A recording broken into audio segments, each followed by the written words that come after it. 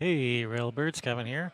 All right, we have A-side Elite Division singles action for you guys. Got Steve Lingelbach versus John Doherty, also known as JD to people from the Pacific Northwest.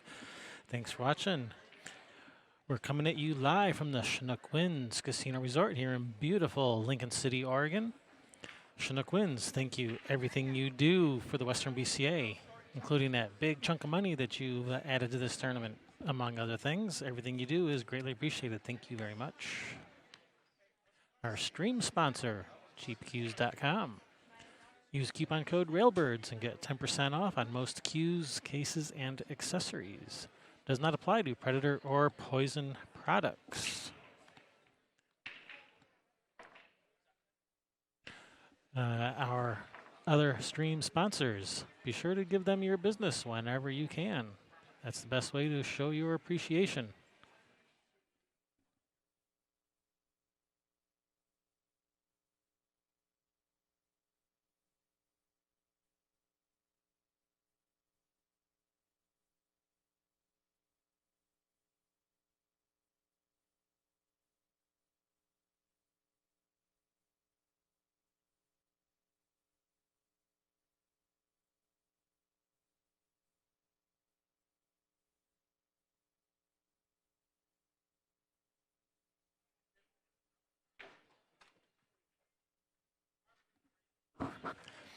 We are playing CSI Rules 8 Ball. It is alternate break, rack your own. It is always open after the break, regardless of what was pocketed on the break. The 8 on the break is neither a win nor a loss. And this is a call ball and pocket game. Slop does not count.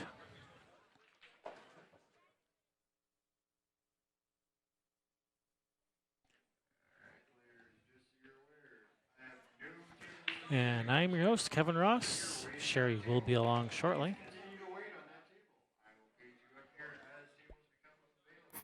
Remember to hit that thumbs up, be sure to subscribe, and ring that bell. You got to ring that bell so you get notified when we put up new videos or when we go live. Don't forget to share. Sharing is caring.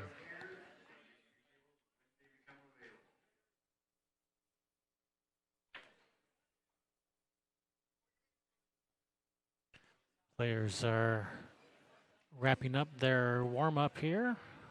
It's like players will be ready to go any minute now.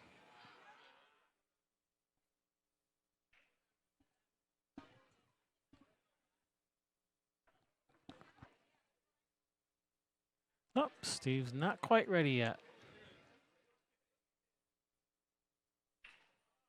Oh, I think JD's putting the pressure on us. Come on, let's get this going.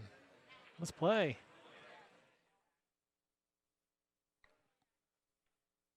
He's even kicking Steve's cue case around. Figure maybe if I annoy him enough, he'll start. All right, looks like we're ready to go. Here we go.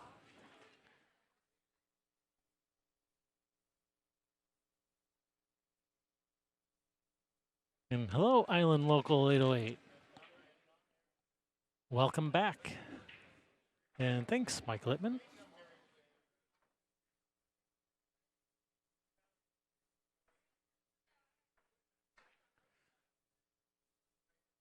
So Steve Lingelbach and his partner Wendy Shelsky, I believe was their last name. They won the Scotch Doubles Platinum Division last night. Took them a while to get there, but get there they did. Took 2 sets and nearly 5 hours, but they got there. That finals had everything. It had drama, it had heartbreak, it had some really great shots, it had some of everything.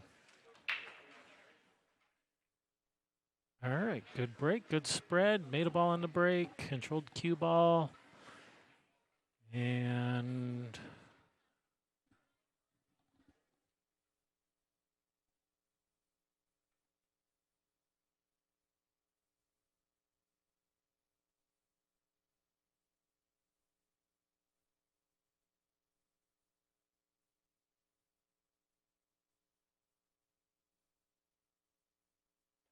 all right. And I forgot what I was saying. What was I saying? Oh yeah, the finals last night.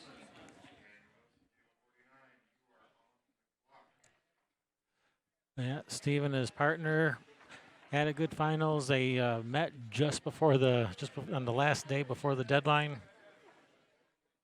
I don't recommend that for everyone, but it worked for them.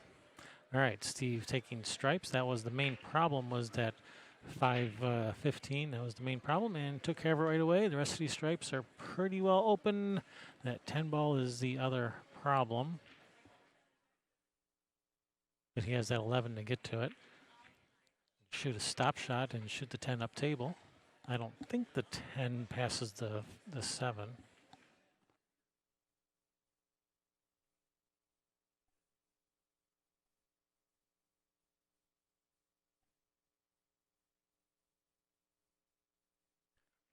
That's nicely done.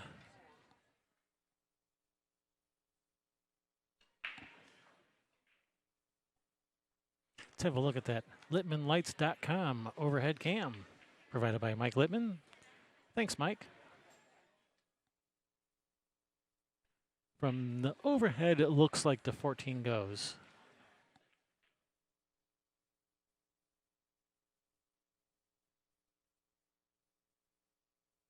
But apparently the 10 does not. All right, it's going to bring JD to the table. For many years, JD was a road player, has made his entire income by pool, traveling the country, playing anyone that would play him. That was years ago. He's a working man now. He has a landscaping business. Hardly plays pool anymore. But he's getting back into it a little. His wife plays pool, and he tells me that's the main reason he comes to here is because his wife wants to come. So I figure, okay, I'll come too. I'll come too, play a little.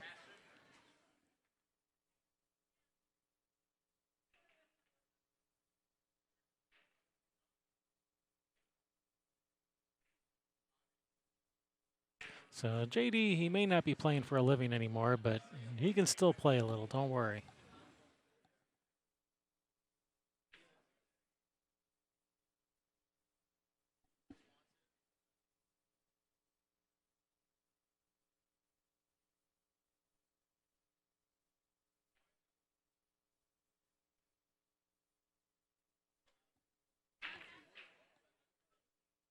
I'm going to let Summerfield sit in with you for a little bit. All right. Okay.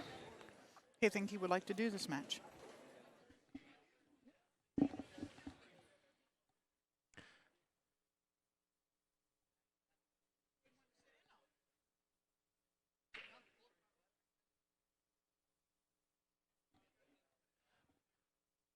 All right, we are going to be joined by the one, the only Summerfield Abner. Hey, how you doing, Summerfield? Doing real well, Kevin. How are you? Good. So we actually get to do commentary like in person, live, and not like over Skype. I like that. Yeah, I've been looking forward to this for a while. This is going to be a fun match. You tried to bump those. That didn't quite work out. Yeah, for sure. This definitely has the makings of a good match. You got two one-pocket players playing bar box 8-ball. That's a lot of fun. Yes, Fargo says Steve is a big favorite here, but I wouldn't count JD out quite yet. He's still got some tricks up his sleeve. And I agree with you there. These are both really crafty players. Yeah, and in close quarters, you got to have some tricks up your sleeve.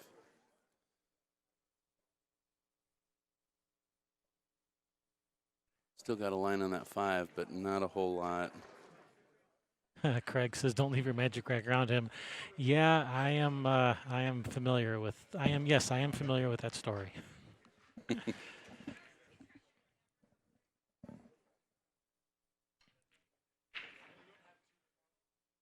Well, he got a wiggle. Maybe not a nudge, though. He's got that 3-ball down in the corner pocket. And well, he's got the. I think he can shoot the one in the side from here if he wants to go at it. If he wants to go for it, he can shoot the one in the side and let the cue ball run into the 3. I think, unless I'm seeing the angle wrong. I think that's what he's looking at. I think that he is hoping to hit that 3 ball, but a little worried about scratching the side. Might be going a little wider than that. Yeah, the path might be going past the 3. It's really hard to tell on camera. Trouble there is if he gets behind this 3-6, that 2 ball is awful big for the corner pocket. He's shooting this 1. And it does go past the 3. And, well, it has not left anything easy for Steve. Back cut on this 12 is about it, really. That's a risk you can afford to take, and these guys know that better than anybody out there. That 10 ball is pretty close, but it's on the rail. I don't think he's going to get too cute with that. I think you're going to see him play safe here.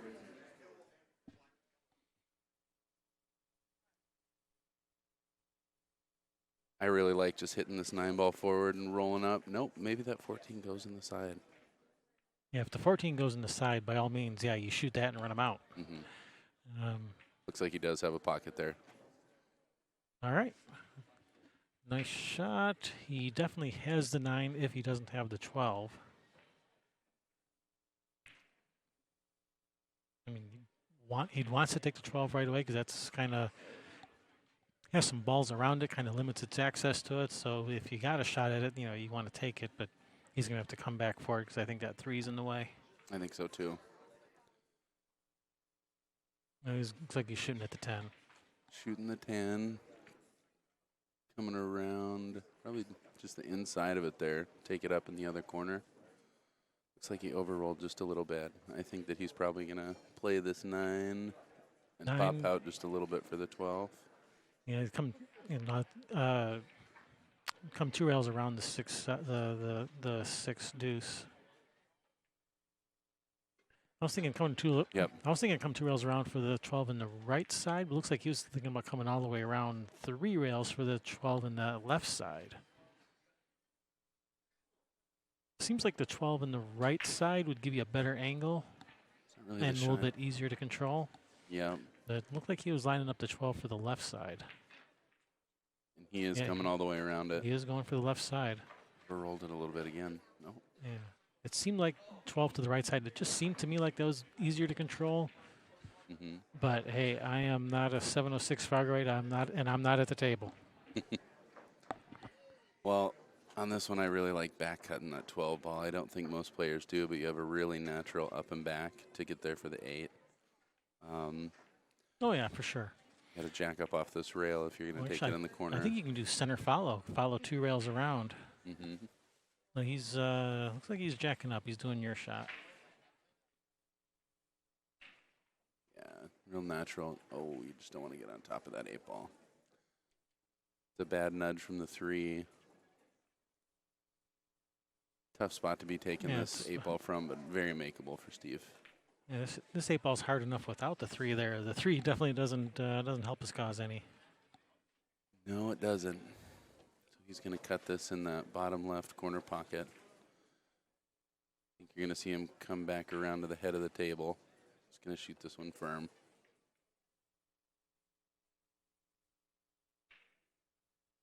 Center of the hole. Nicely done. What a great shot. All right, Steve drawing first blood. 1-0 in this race to 7. So when do you play, Summerfield? Your first match is what, like 7:30 tonight or something like that? Played 7:30 this evening. Yep, I had one last night that I was ridiculously fortunate to get through, and I play again tonight.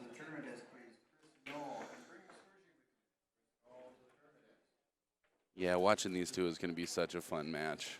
It's kind of rare to see these guys on a bar box going head to head. It's early on, so anything can happen, but I think we're going to see a really good match out of these two. That last game, you saw that Steve carried all the way back down to the head rail and almost got behind those 2 balls. You see a lot of secondary safes played by these really, really strong players.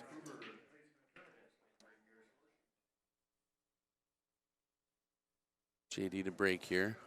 Looks like he is using the magic rack.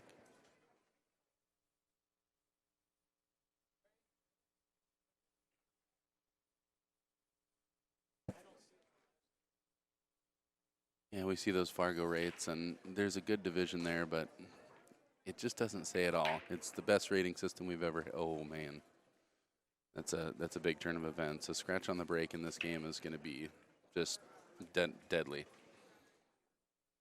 Breaking dry and breaking the cue ball in the pocket are going to be the demise of you real quick.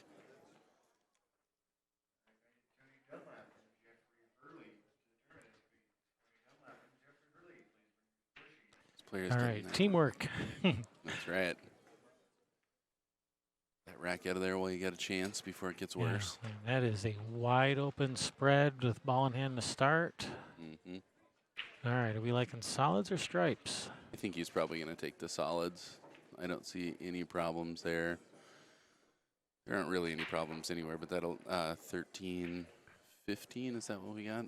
It's a little bit tricky there. For solids, you know, that 2-ball has limited pockets. The 7-ball, getting position on it could be a little tricky. Got a lot to work with there, though. But, you know, starting with ball in hand, you could take care of any of those problems right away. Mm-hmm. This 2-ball is not really a problem because, you know, the 6-ball from, you know, shoot the 6-ball from anywhere and do your stop shot to the corner type of thing. So the 2-ball is not really a problem. The 7-ball, not that big of a problem.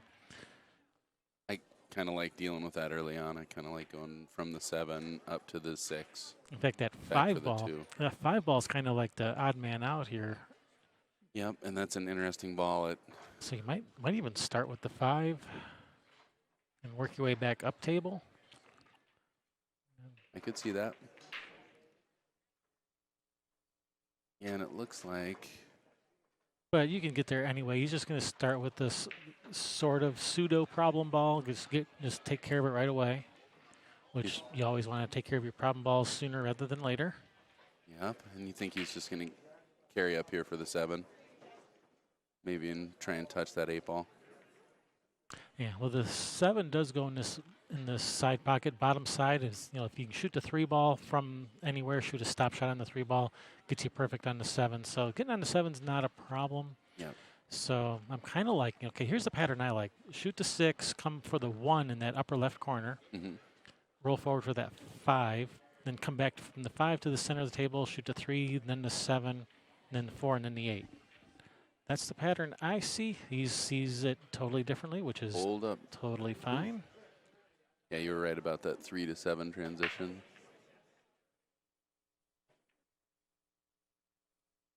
Got a little bit of an angle, so he's probably just gonna.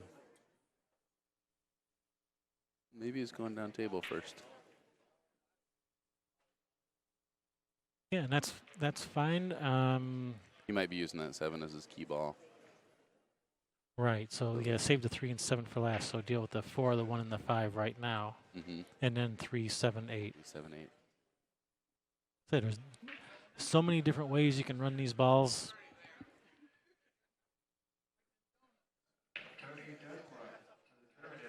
Did leave himself like he might want to play the 5 now.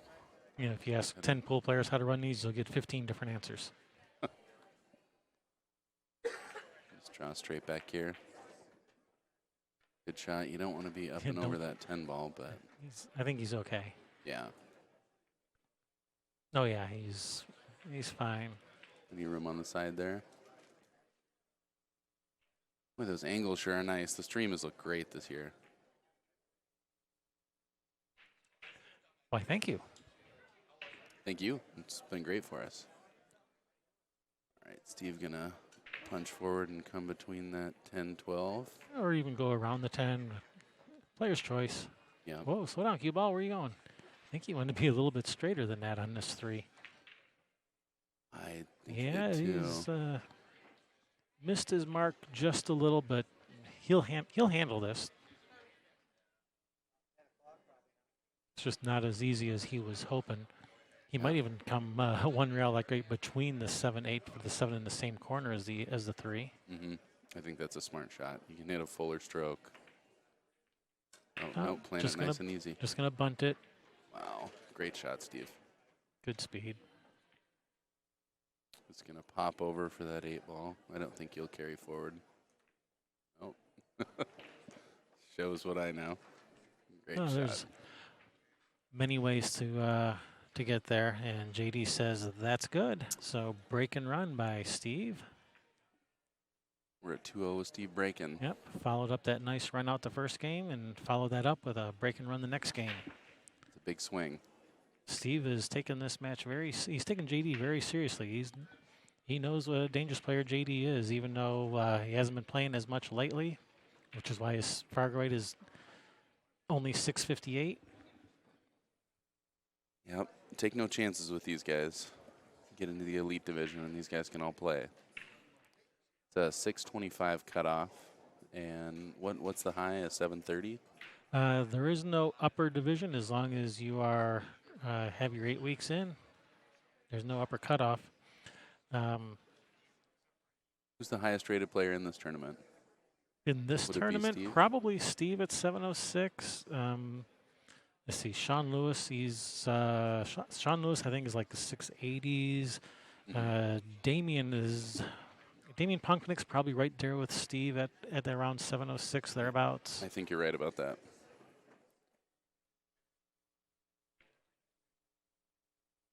Damian's 704. Looking down the line of tables right now, we got some heavy hitters playing. Got Cedric, Mike D, Matt Horner over there in the corner. Matt Horner in the corner. Horner in the corner. Yeah, we got some real good pool going on down here in Lincoln City. Yeah, Matt Horner, 690. James DeVee, 687. Well, they're all up there. That's a surprising turn of events. A dry break from Steve. JD getting a really good opportunity coming back. It's not ball in hand, but this is a pretty good spread. He's only got a couple tough. All right, Chris Byers is a 707, but I haven't seen Chris. I don't know if Chris is here. I haven't seen him either, and you usually do. You just get right down to head level and scan around. He's usually sticking out. No, I just looked. I just did a search on the bracket. No, Chris Byers is not here. No Chris. And Stan Tarango's not here either. And Stan Tarango would be the highest rated if he was here for sure. Stands He's in around a the- 730 somewhere. Yeah, he's in the 720s, near 730, thereabouts. Well, I'm not sure what JD's going to do here. He's got a cluster with that 5, 15, 13. All right, table's open right now. Table is wide open. I think he's almost forced to take stripes with that 6-9 not being an issue for the stripes. Yeah, you can start with the 6-9 combo. The 15-13, once you make the 15, you can probably nudge that 5 ball for a shot on the 13 next. Solids, that 5 ball is bunched up in there. No easy breakout. That 4 deuce is messed up. Yeah, I'm liking stripes for sure. And you probably have to start with the 6-9 because if you don't shoot the 6-9, I don't know how else you're going to make this 9 ball. This is my favorite part of this game, bar box 8 ball, because you see the kind of tricks that these guys come up with, and it's just so much fun to watch them think. Oh, he's ended up straight on this. He might even roll forward and just bump that 13. If he's got room for it, I think he'll just carry straight forward. You just don't want to get on top of the 13, leaving a tough cut because you're behind all these balls. Yeah, he has just a touch of angle. You can even cheat the pocket a little just so that you can roll forward with a little bit of force to actually purposefully bump the 13.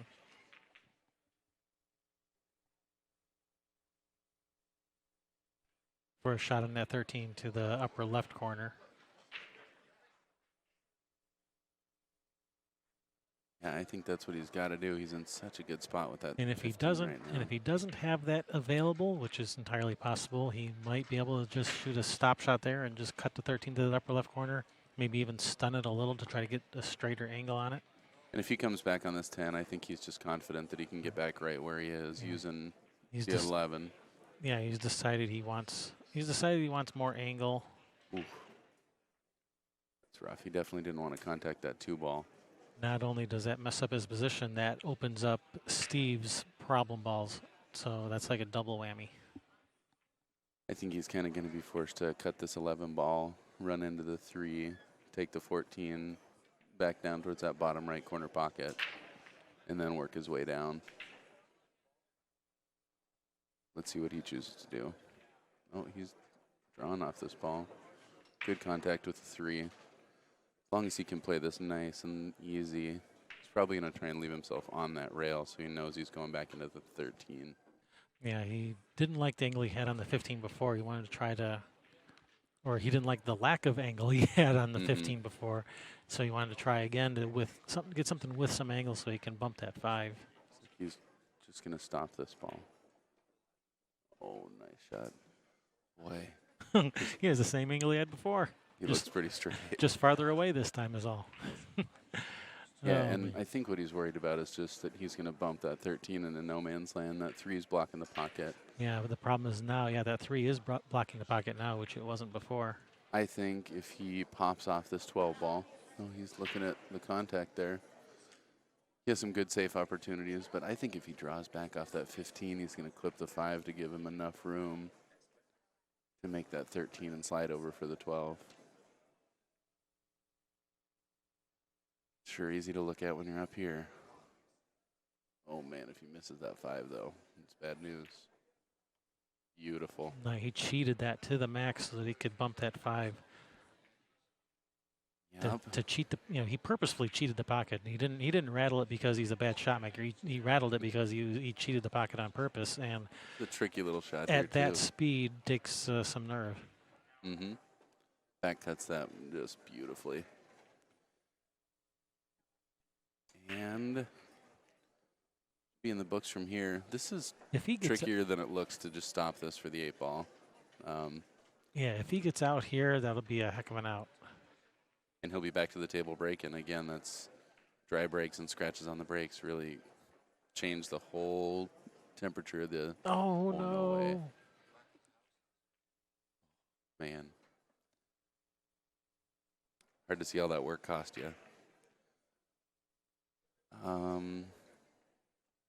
Well, Steve has a little bit of work to do, but I think he's going to be just fine.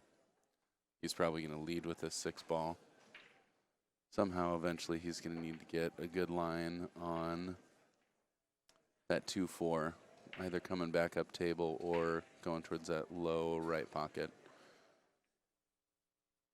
Yeah, he could I like starting with the 6 here. start with the 6, or even start with the 5. Start with the 5, and then just come cross table for the 4 next, just to deal with that problem right away. Mm-hmm.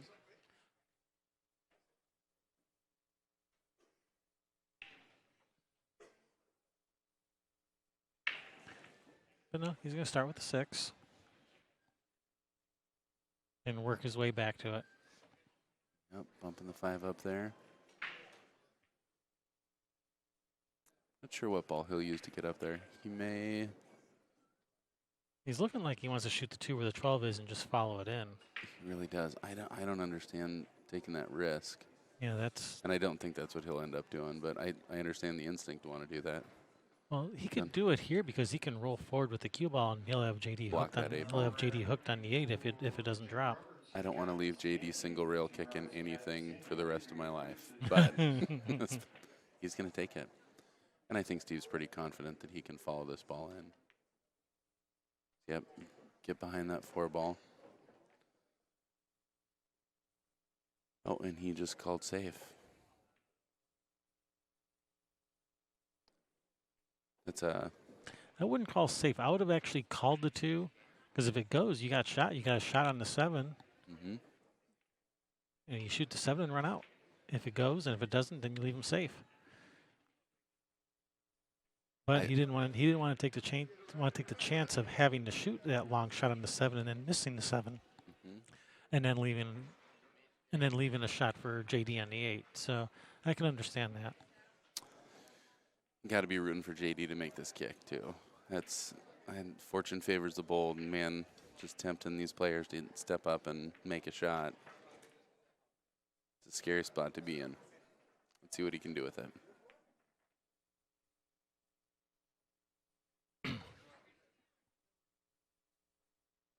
These guys are definitely playing several games though when they're at the table, not just pool. All right. Oh, no way, and he gets right through there.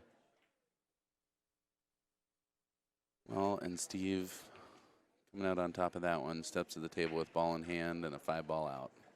Guess he's got to make all 6, but.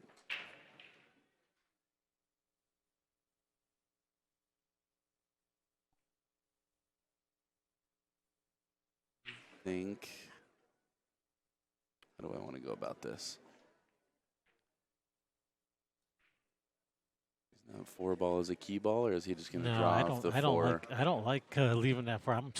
If it's me, I'm starting with the 4, going to the 7. 4, 7, 3, Yeah. 5, 1.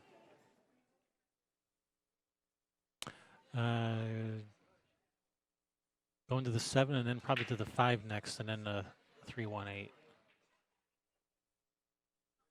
I just like to do as little with that 7 ball as possible. I mean, I know that it's a very easy shot, but man, I just like taking that and rolling her forward. You got a nice easy ramp off the 3 ball. Not too much trouble to get. Yeah, he might go the 7, 1. Yeah, 5, from this 3. from this angle, yeah, he's not going to the 5 from this angle. He's pretty flat on this 7, so Yeah. he's going to the 1 next, or the 3. The 3. But either way, I mean, you're over 700 Fargo, and you got 4 balls wide open here. You can run them in. You can tell him to run them in any order you want to. He'll run them in any order you want. So it doesn't really matter for him. I don't think Steve's very happy with his angle here. I think he wishes he would have carried down just a little bit more. He's just Hollywood, and he'll handle it. He does put on a good show. He'll act like he doesn't like it, then he'll just spear it right in and run him out. Yep. Come around for that. Oh, that's kind of unexpected. I did not see him bumping that ball. I think he will take this 1 down in the corner. Come over for the 5. I don't know. That 5's pretty close to the pocket, too. He could just cut that baby in. I don't think he likes transitioning from the 5 to the 8, but he's still just fine. I do like taking the 1 down in that lower right-hand corner pocket. Well, things did get a lot more interesting here by bumping that 1, that's for sure.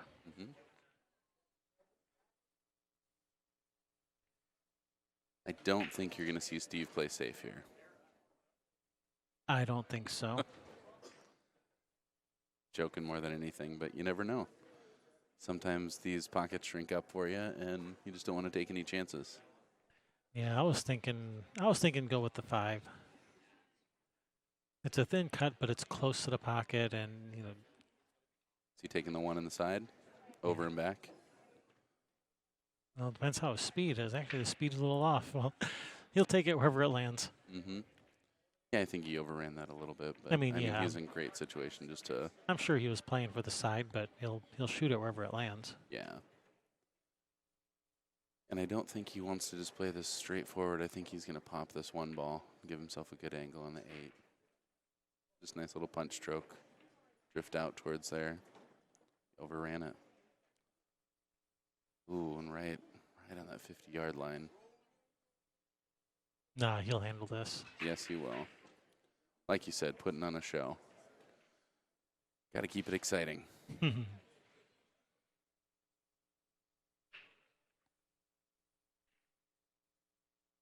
Most players are going to thin cut this. I think as long as get past that side pocket, which he has a natural line to do, and you don't hit it hard enough to get in that upper left-hand corner. Yeah, the side pockets aren't an issue there. Great shot. All right, Steve extending his lead 3-0 in this race to 7. Man, JD, he had it. He had it. Yes, he did. Yeah, and those are the swings you're talking about. Just he could be stepping to the table 2-1 and breaking, and instead he's down 3-0. Still breaking. Hopefully he can get a ball to fall here and get back in this match.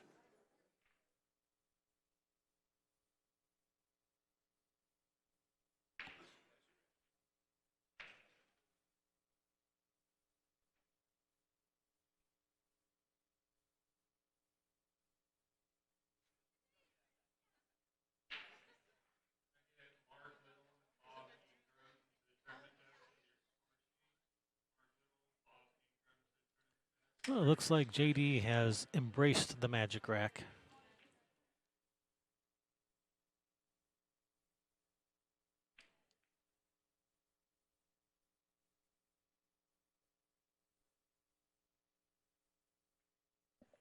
Nope, I looked up on the screen and I saw a rack around the ball, so I was like, oh, JD's going back to the rack, but that's the other table.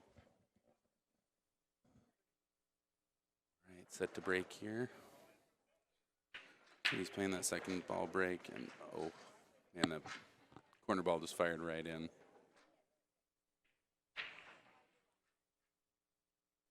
He's got a good spread, but unfortunately he's not left with a whole lot of options. Yeah, I'm liking solids.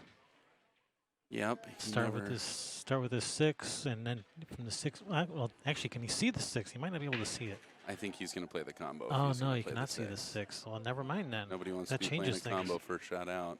From that other camera angle, I thought he could shoot the 6 straight in, but from this angle, not so much. I think he will. I think. Well, the only reason I like starting with the 6 is because it gets the cue ball right there on the rail for the 4 up in the corner, but shooting the combo, cue ball's going the wrong way. Got to hope that 2 ball stays right there and doesn't end up on top of the 9. Cue ball's going the right way, but the 2 ball's going, or the wrong way, but the 2 ball's going the right way. It's going away from that 4 ball, so you're not too worried about creating a cluster. Oh, unless you get it wide and then you create another problem. I don't think that 2 ball goes by the 9, does it? Oh, that's a heartbreaker. And I was thinking he was going to carry forward for that 3 ball too, but he's kind of left himself a tricky shot there. He is wide open on that 7 ball though, and I think that's where he's going to go. That 4 is not a fun shot in the side if that's what he's thinking about. Yeah, if he can shoot this 7 and run the cue ball into that 9-2, that might be the way to go here. Mm-hmm. What's your backup ball if you miss that? Yeah. That puts you in a spot, but I think so. He could draw off this ball back in there. He could also play between the 1-11, which is what I think you're talking about. He could also just be creating a shot to play off the 1 ball to get himself out of trouble. Oh my gosh. Oh man, that's a bummer. So misses the ball, but ties a few things up for Steve too. Yeah, rearrange the furniture a little there. Mm-hmm. That 14, yeah, he can roll forward, take care of that 12. That 15 is going to be a little bit problematic. He's got plenty of help from his friends around there, though. I think that 9 ball will be what he'll use. I can't tell if he can cut that 15 without touching the 2, or if he's got the angle to just cut it down the rail. I don't think so. It is super close. Yeah, and the 2-4 make that side pocket just huge. All of a sudden, the outer edges of that pocket are the inside edge of those 2 balls.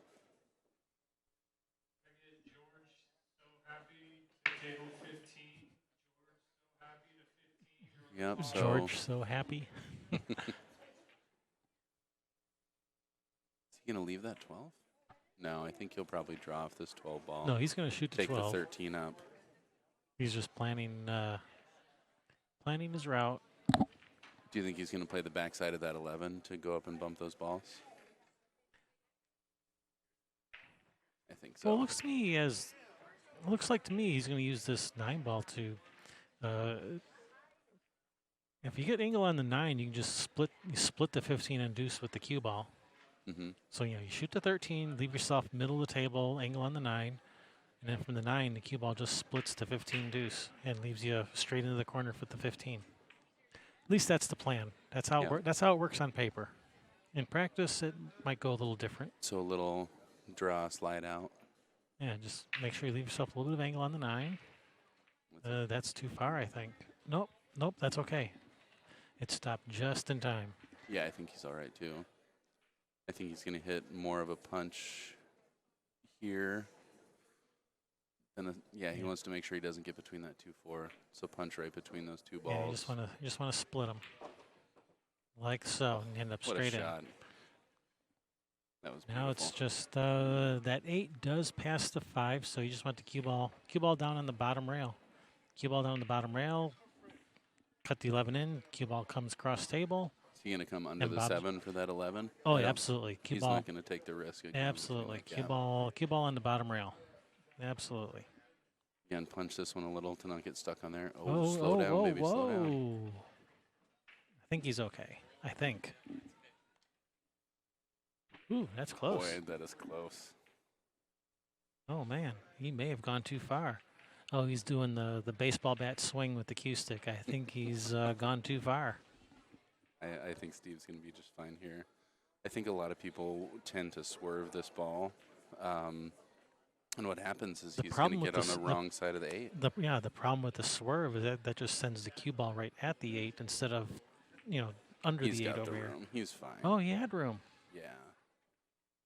Ooh, that's not how you want to be shooting this 8 ball, but it looks like the 3 protects him. Yeah, I think he's fine. Sometimes that 3 works as a ramp to the corner, and sometimes it works as a blocker. I think in this case it's a blocker. Yep. Yeah, if you shoot this with center follow, the 3 will protect you. It's not gonna glance off the 3 into the corner. Mm-hmm. But you can. Yeah. And Steve Lingelbach shooting this 4th 8 ball here. He's had a couple tricky little shots for wins, but There it is. Nothing but net. Swish. Nice shot, Steve. All right, nice run there, Steve.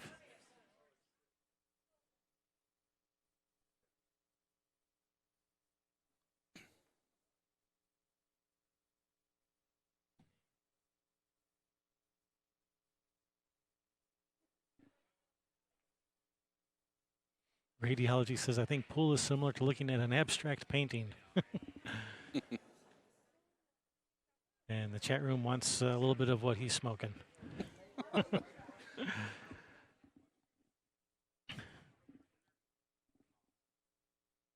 Well, down 4-0. We're going to have to see some real tricks up JD's sleeve.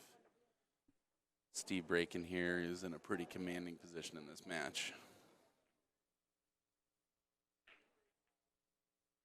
Yeah, Steve is on top. Steve is on top of his game. JD is struggling for sure. He had possibly the longest Scotch doubles match of all time last night, so he should. No, I've seen longer. Have you? 5 hours, that's nothing. Boy, oh boy, I was impressed. That was a long one. They played great, though. That was an exciting win for them.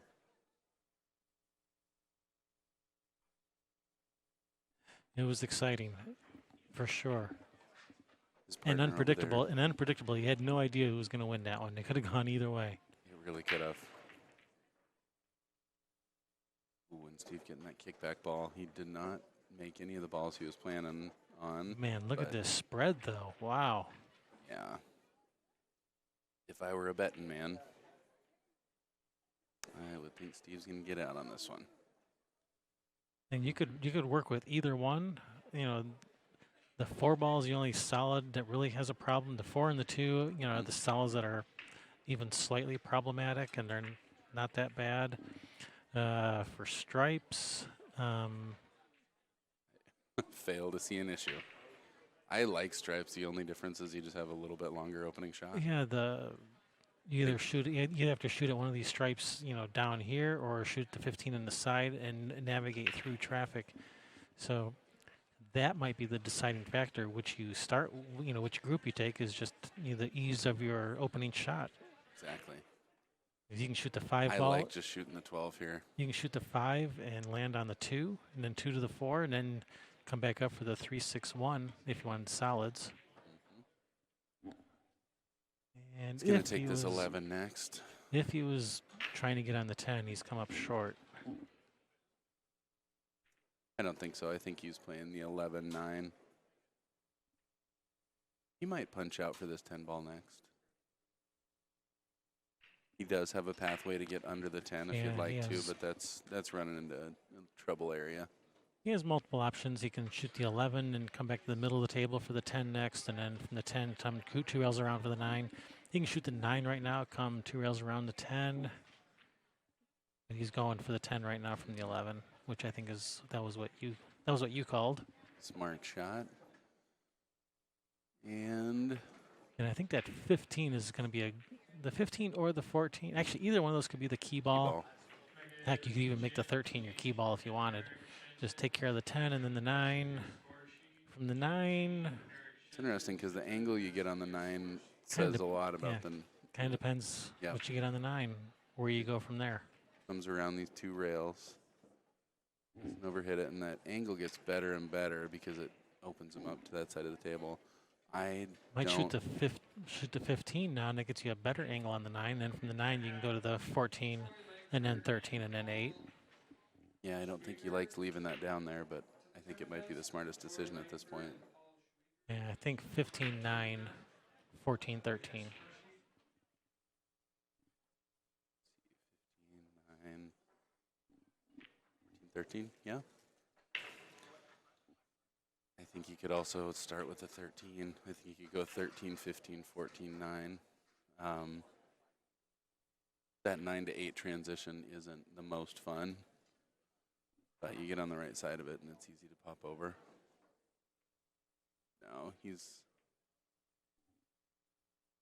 doing what you're saying. You think the 9 next, or you think the 13? Yeah, it looks like he's going to go your route. You can make it work either way. I like leaving either the 14 or 13 for the key ball. You don't want to go from the 9 to the 8. You don't want that. And if he's comfortable with this 9, he's a little bit over that 14 ball, but if you just draw back from there, you're in good shape. Nope, so he's just going to draw straight back for this one. It's a shorter shot. He's not jacked up over a ball. Overhit this one a little bit. No, that's perfect. That's good. That's perfect angle on the 9. Come back to the middle of the table for the 14. Mm-hmm. And Bob's your uncle.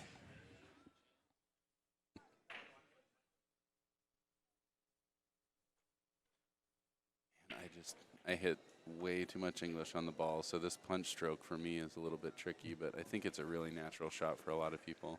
Yeah, any of those. Just a little bit of low punch off this 9, off that rail. So any of those 3 stripes, 4 stripes, I don't know, any of those stripes up table would have been a fine key ball to get to the 8. The only thing is, just the 9 ball was not a good key ball. So as long as you take care of the 9 early and leave one of the up table balls for your key ball, the actual order, whichever way looks good to you, is probably fine. Yeah. Might see Steve take this nice and easy, or he may come over and back. No, he'll go back and forth. And oh my goodness. Holy, I cannot believe I just saw that. It's a really, really uncharacteristic miss for Steve. That is... that's something I would do. I don't expect that from Steve. I expect that from me, but not from Steve. Yeah, unfortunately, I know that shot way too well. Well, Steve keeping JD in this match, that's something that you learn early on to avoid, and then you stop thinking about because you learn so well to avoid it that you just don't have to think about it. But that's why sometimes I support taking the easy, just nice soft shot there, just to make sure you don't get over there. But moving on, let's see what JD take care of do. these. Take care of these 2 low balls, and then work your way back up to the up table. Take care of those 4 up there. Another huge swing here. JD about to go down 5-0, and now looks like he could be 4-1 and breaking. He's got no problem here as long as he keeps himself under control. This is a real easy rack. Yeah, this is the kind of layout you want when you're down. You want something easy to to get on the scoreboard with. You don't want to have to be a real surgeon and nudge balls and. Yeah, I think 6. Whoa! That ball. Whoa! Oh, I thought he was going to go wow. 6-5, 3-1-4. At this point, he hasn't left himself much of a choice, and I think you're going to see the 3, probably the 1 ball next. If he wants to hit this with a little more pace, he could come back and take the 5 next, but I think he'll probably...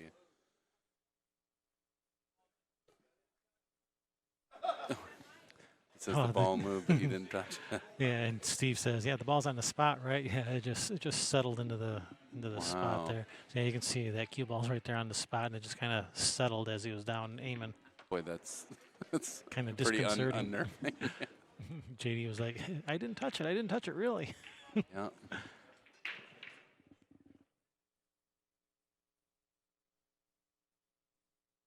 Carries forward. Man, nothing's coming easy. No, it's not. He's got a good part of this cue ball, though. It's not over the 5. He's just going to play this forward 2 rails, take the 5. I like going to the 4 and then the 5. Yeah? Yeah. I think he 5 likes. to the 5 to the 8 is easier than the 4 to the 8. Yes, it is. So yeah, you go to the 4 and then the 5. Is he going to pop out here? It looks Yeah, like 2 rails right at the 5. Yep. And that looks pretty good. JD being a 9-foot player, he'll probably come 2 rails around, but you can also just go a little high right. Yeah. Oh, the high right, okay. That's the kind of shot where 7-foot players, 7-foot table players will shoot that with the high right like he just did, whereas, you know, your 9-foot table players would have shot that with bottom left and come 2 rails at the 8. Run it around. It's just a different style from, you know, the different table sizes. Mm-hmm. Well, and he's on the board, and JD's back to breaking, so hopefully he can string something together here. Let's see that ball fall off the break, and could be looking at 4-2. That's a hard time to be sitting down if you're Steve. That's a big turn of events. But he's still got a pretty comfortable lead here also.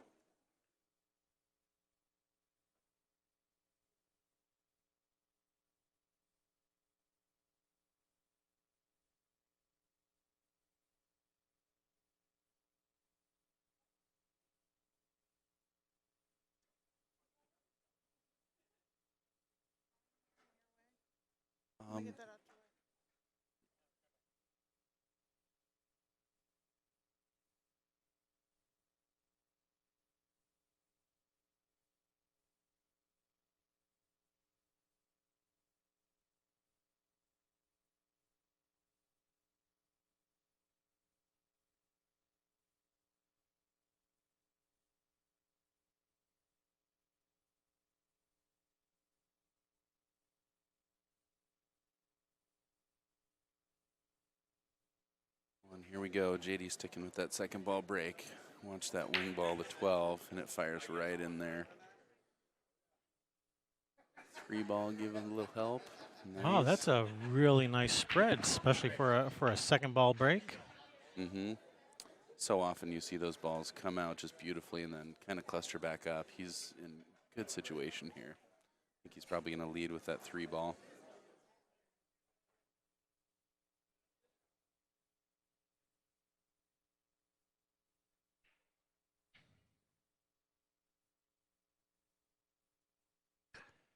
All right, the 6 ball does pass the 9 to this bottom corner. It passes the 10 to the upper corner too if he wants.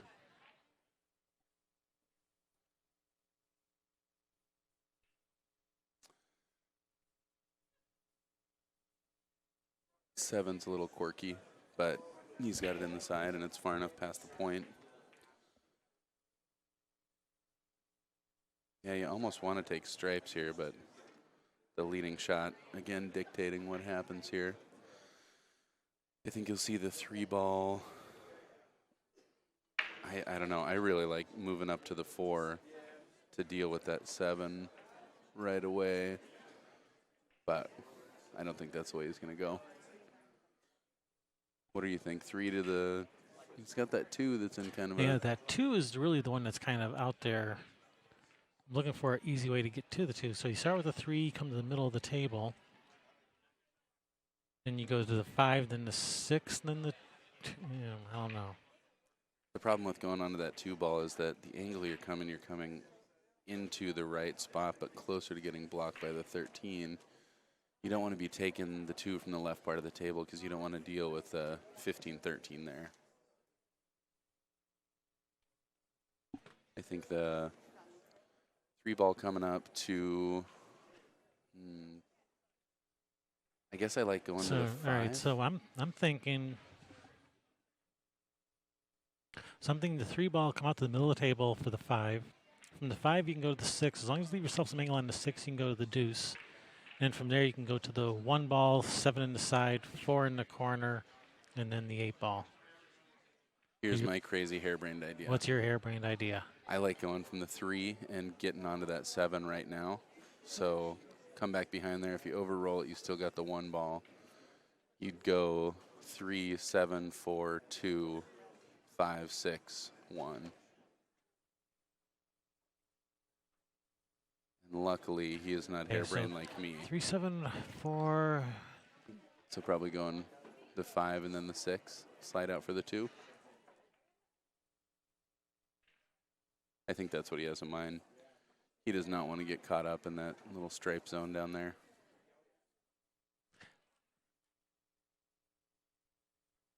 Yeah, 5 and then the 6 next. That'll help him get on the 2.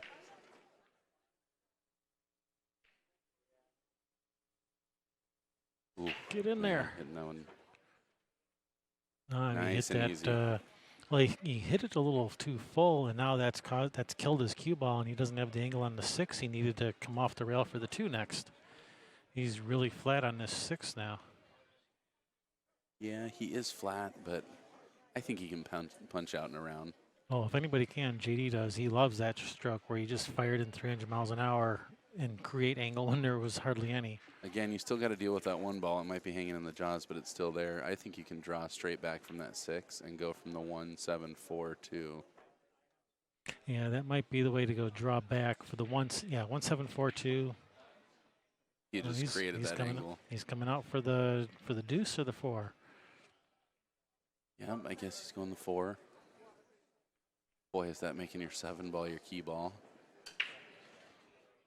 He's got the angle right now to play the 2, but I just don't like getting between that 15, 13. He's just struggling for he's working for every shot.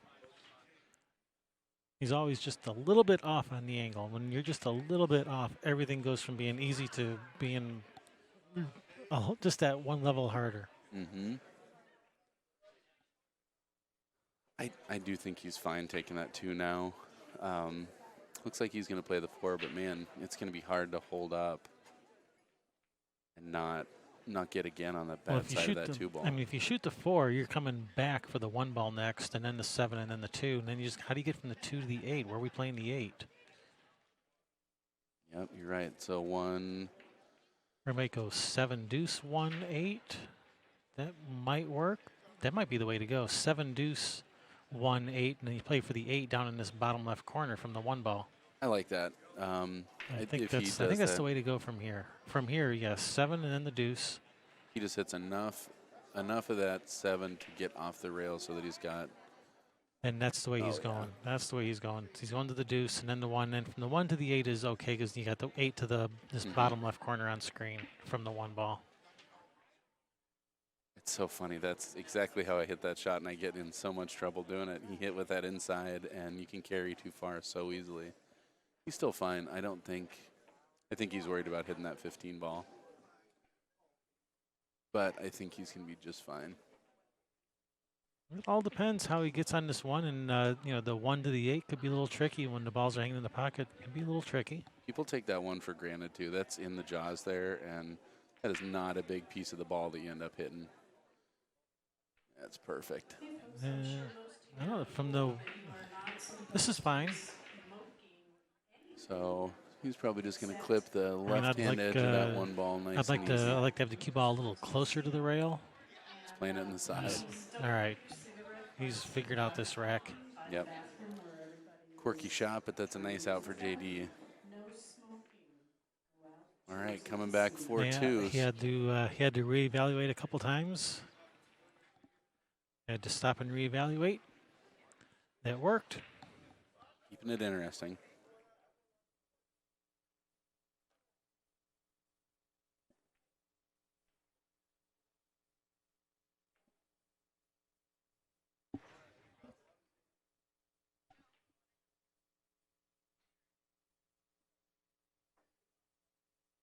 He made that rack look easy, though, didn't he? Not. I am all too familiar with that. Boy, did I struggle yesterday. Hey. But the important thing is he found a way to get there. Exactly. As long as you find yourself shooting that 8 ball and it falls between the jaws. It's so easy to get out of line on these small tables, though. It's these diamonds are great. They eliminate a lot of variance in the game, but between the tables, there's far less variation than between any other tables, but it's still there.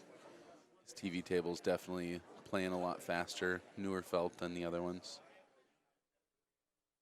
Definitely got to feel your table out before you start hitting balls. It just looks newer because of the different color light. It is crazy how different it looks with that Lippmann. Yeah, the only difference between this table and the ones behind it is the light. You know, the cloth is the same. You know, the tables are the same. It's all exactly the same. It's just different light. Although that cloth on the next table over is looking a bit more worn than the cloth on this table. So, yeah, this might be newer. This might be newer cloth. Just a little bit. But yeah, it isn't as dramatic as it looks. That's for sure. Right. Yeah. The tables they have this. They're all they all have the same color cloth. They're not two different colors of cloth. It's just the Lippmann LED lights versus the older fluorescent tube lights. Those Lippmanns are sweet, and the top angle looks so good. I mean, this angle here. That's the one. That would be the one. Yeah, that's just awesome. Dream for commentating. Well, it looks like JD stepped away for just a minute, taking his break in this match. It was Steve's break, right? It is Steve's break, yeah. Technically, only Steve should be the one taking the break there, not JD. I might have called that one wrong. It could have been him taking his quick little break. No, it's JD taking the break. Steve's right there. He's over at his booth. JD's the one that stepped out. So technically speaking, you're only supposed to take a break when it's your turn to shoot, or if it's between games, if it's your turn to break. Now, if he would have allowed, which is why you'll see a lot of times you'll see somebody break the balls, and then the very first shot after the break, someone will put the cue stick on the table and go take a break. Yep. It's because it wasn't their turn to take a break. They had to wait for their turn to shoot before they could take their break. Oh, they're back. It was a quick one. People are wondering, why didn't he just take a break between games? Why did he wait until after the balls were broke to take his break? Well, it's because it wasn't his turn to take a break. That's why. He had to wait for his turn to shoot before he could take his break. Steve also shooting the second ball, so we're looking for that 13 to fly right in there. Yeah, Steve was going with hit him solid down the middle break. Now he's changing it up, going with the second ball, and I'm not loving this spread. This here is a classic example of why you don't. Yeah, but I think it's why a lot of players do also. It creates more. It's equalizer. Yep, more cluster, but you got better chances of making a ball. That wing ball just fires right in. This is not fun. Yeah, you can start with this 11 and fire it in and rearrange the furniture a little. You can also start with that 14, bump your 12 right out of there. That might be the better shot. Shoot the 11 and draw back to the middle of the table, and then Steve likes your shoot shot. the 14. He's going to come right over there off the 6 and knock. Oh, look at how this worked out. That moved the 12 out, and nothing else moved. And he's perfect on. Man, you called that one. On something. Probably see just a dinky little shot on this 14 to get to the 15. I see 14, 15, 12, 10. Is that 9 pass? No. I don't think that 9 passes. No, that 9 does not pass. So at some point, probably not this shot. He's going to have to get to that backside of the 9, the underside. Looks like he can do it now if he wants to. He's got that 10 ball as a backup if he gets bad on it. I think that's what he's doing, is going for it. A little close to his work. I can't tell if he was going for the 9 or if he's just coming to the middle of the table for the 10 there. But, yeah, obviously, going to the 9 would have been nice because that's where he needed to be. I think that he's just got enough angle that it's going to be tough to draw back for the 9. Yeah, it looks like he's, if he shoots the 10, he's just a little bit off angle to come back for the 9, like you say. So he's probably going to have to come back for it. I think he's doing it. I think he's drawn straight back. He might even clip off the 6. He won't take that chance. Clipping off this, I'm surprised he did that because what just happened was always going to be a very real possibility, and he knew that. But he did it anyway, and he's in a tough spot. That 15 doesn't have a whole lot of options. So he's going to have to move something. It does look like he can carry forward for that 9 ball. So play straight through the 9 and come out and around for the underside of the 12. Or he can draw off this ball and come off the side rail and up for the 12. And that's what he's gone with.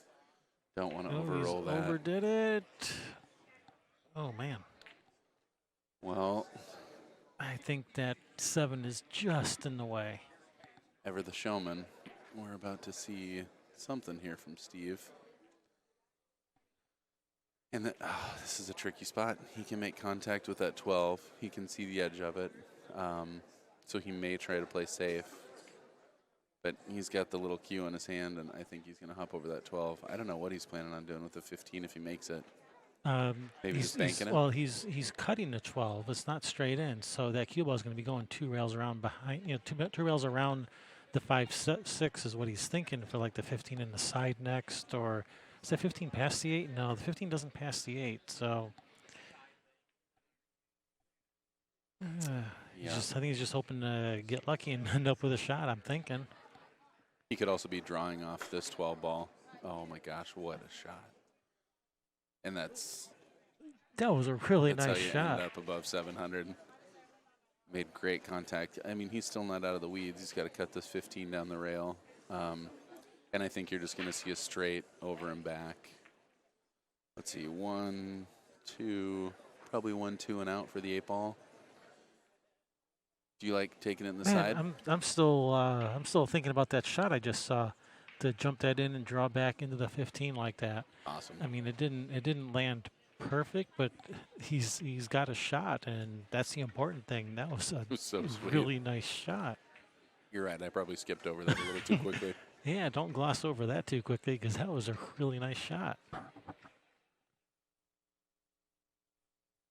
think Steve might be playing out and around the 7, but I think just 1 rail back and forth across. And that's what I like. Oh, no.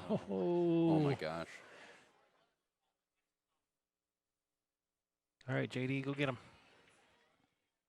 JD in a good spot here. Again, man. Shoot the 7 up in the corner, draw back for the 5 in the bottom right.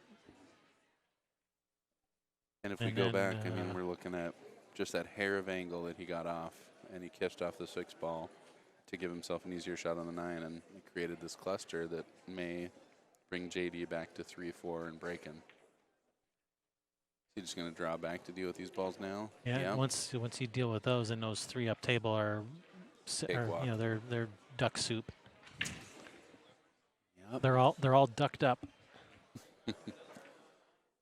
I sure wish I was off the rail shooting the shot.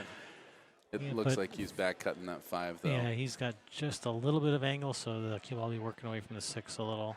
He can even go to the rail and back across. Yeah. No, he's all right. Just cut it in. Mm-hmm. He knows this shot.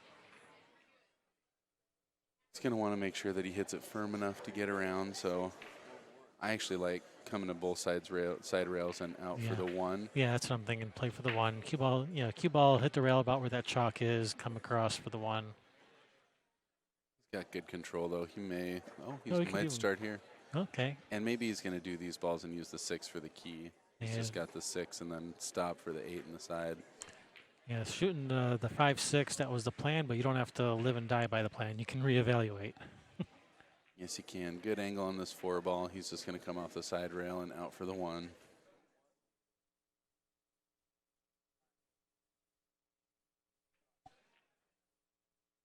Boy, he likes being on that rail.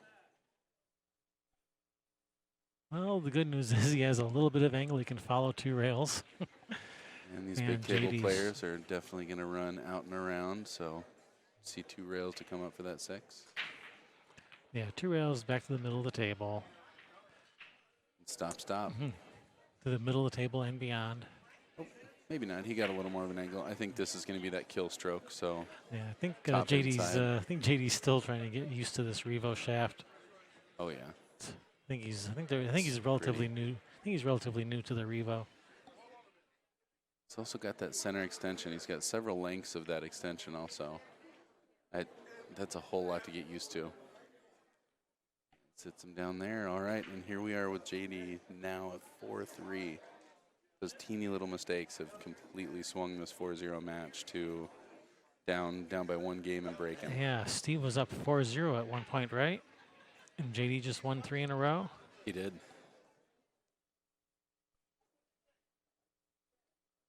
I was fortunate enough to play JD in the Saratoga tournament that we played on Fun Day this year, and yeah, how'd that Saratoga go? it was really fun. No, neither one of us have played the game really, so we were figuring it out as we went along. But No one's played Saratoga.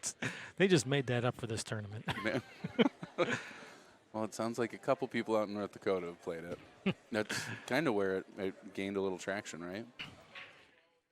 I've seen it in Wyoming. Maybe Wyoming. Wyoming is where I've seen it. It is such a cool game. The break is, I don't know, so big. You're guaranteed to make 1 to 9 balls when you fire that break, and yeah, it just dictates the pace of the game so much. But yeah, JD showed a lot of tricks up his sleeve. Both of us not even really knowing the rules, and he's a really fun player. And I got to be honest, with the swing and momentum here, I like JD's chances. He might be down a game still, and even if he breaks and runs this one, Steve's breaking. Oh, JD's got heart. You know, he is not the kind of guy to give up. He will fight to the last ball. So he may not shoot like he used to years ago when he was the road player, but he's that heart is still there, and he still remembers a thing or two. So you cannot count him out. That is a rough roll, having that 12 ball just plant there. And all it really means is that his opening shot is just tricky, and this is not how you want to be starting a rack of pool. He might be able to see that 10 in the side. I don't think. Well, maybe he can. He can definitely see the 11. Yeah, you can definitely see the 11, but that's a thinner cut. So if he can see the 10, can he see the full 7? Yeah, that's what I was just looking at. If he can fire that, that doesn't look fun. No, he's looking at that 11 ball.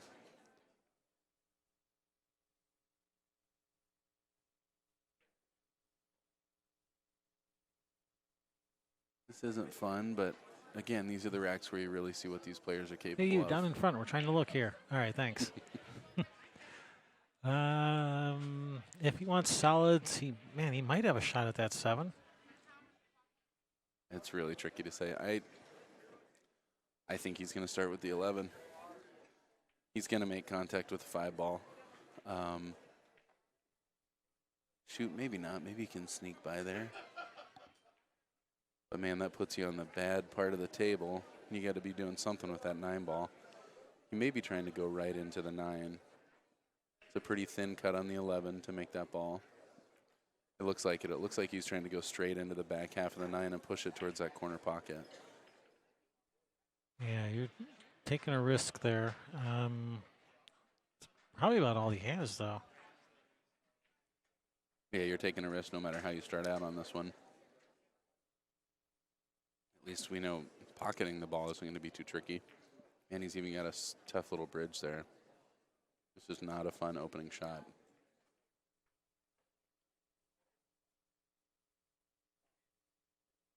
All right, he's not going to hit this ball very hard. Nice and easy. Wow, don't go in. Pushes it right up there and again gets a rough roll getting it right on the rail. That is not. Well, he can see the 15. Yep. He has the 15 if he doesn't like the shot in the 9. Boy, but that's it. And this 9 ball is quirky. You can try to run around 3 rails, but you're coming pretty shallow with inside. Outside, you're coming back towards the other side rail so fast it doesn't get you a whole lot. You go 2 times. I think playing the 15 is the way to go here.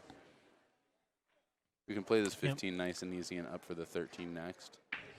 And then you start to control this rack. If you can get on the 13 good, that 10, 12, 9. Yeah, that 9 ball can be your key ball here to get to the 8 and the side. Mm-hmm. So 15, 13 if you can hold the cue ball up. 13 to the 10, and then the 14, He's and then the finding 12. this ball, yeah. Well, yeah, he's not. He's coming out for the 12. Oh, That's the 9-foot player in him there. Mm-hmm. And that is a drag. I don't think he can see that 12 ball. I think he's got to go to the 9. This is not the ball he wants to be shooting next. This is not the ball you're looking for. Steve over there in his chair not looking too stressed out about this rack. Yeah, it does not look like that 12 goes. No. I don't think the 12 does. 10 doesn't. Got to play this 9.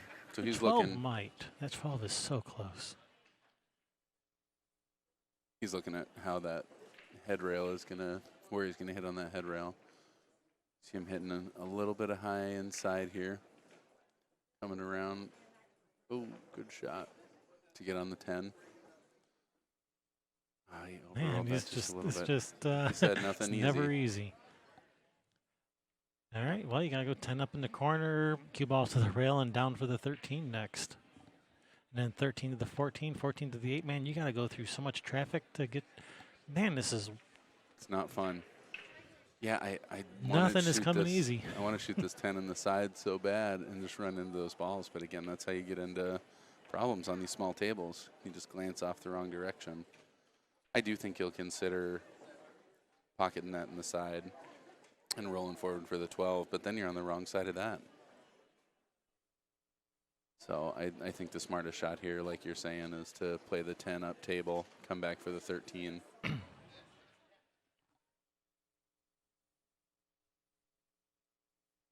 got a big reach, but a simple cut on the 13. It's pretty sharp, but that's something you could consider.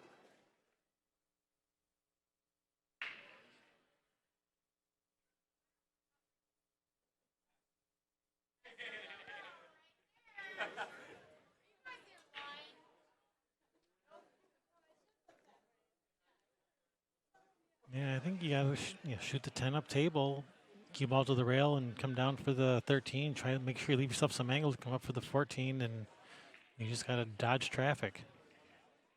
And as long as you 14 to the 8, 13 to the 14, you got to come up, past the 4 ball, and then 12 to the. I keep on calling it the 14 because it's purple, but no, it's the 12. Duh. He totally is doing it. And this, I mean, he just makes contact with ball so well. He's going to come off this and go straight into the 5. Oh, man. I just need to stop talking. I seems am like shocked. I jinxed these I am players. shocked that he chose to go that way. Yeah, I'm surprised also. That's not the shot that I would have thought he would take, but it is the shot that I thought I'd take. I think, boy, oh boy, you don't even really like the jump here. You can jump and try and back cut that 12 ball. You can put a little bend on the ball and try and back cut the 12, but that's a real thin slice. Or you can try and play safe here, and you don't really like your options there either.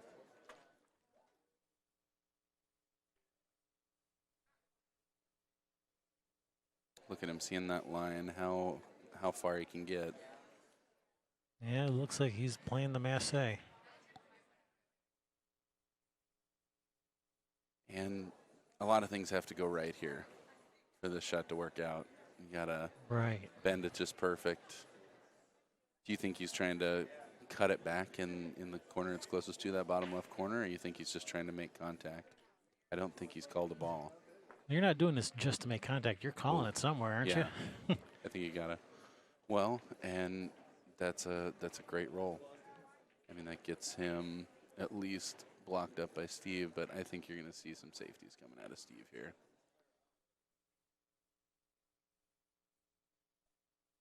Is that one pass? Yeah, it looks to me like that one passes. And maybe not. Maybe Steve will just run it out. He doesn't have a great opening shot either, though. It looks like that 6 ball cut straight down, but that's not a really fun opening. No, Steve's not going to shoot that 6. I think he's going to play off this 4 and down table and try Either and off not. either off the 4 or off the 5, either one. If he can. Yep, straight down table. Gives another ball to block. He left a path. No, he can oh, he can see the 13. And Not enough to make it or anything, but yeah, but potentially enough to get inside that 13 and come up behind the 12.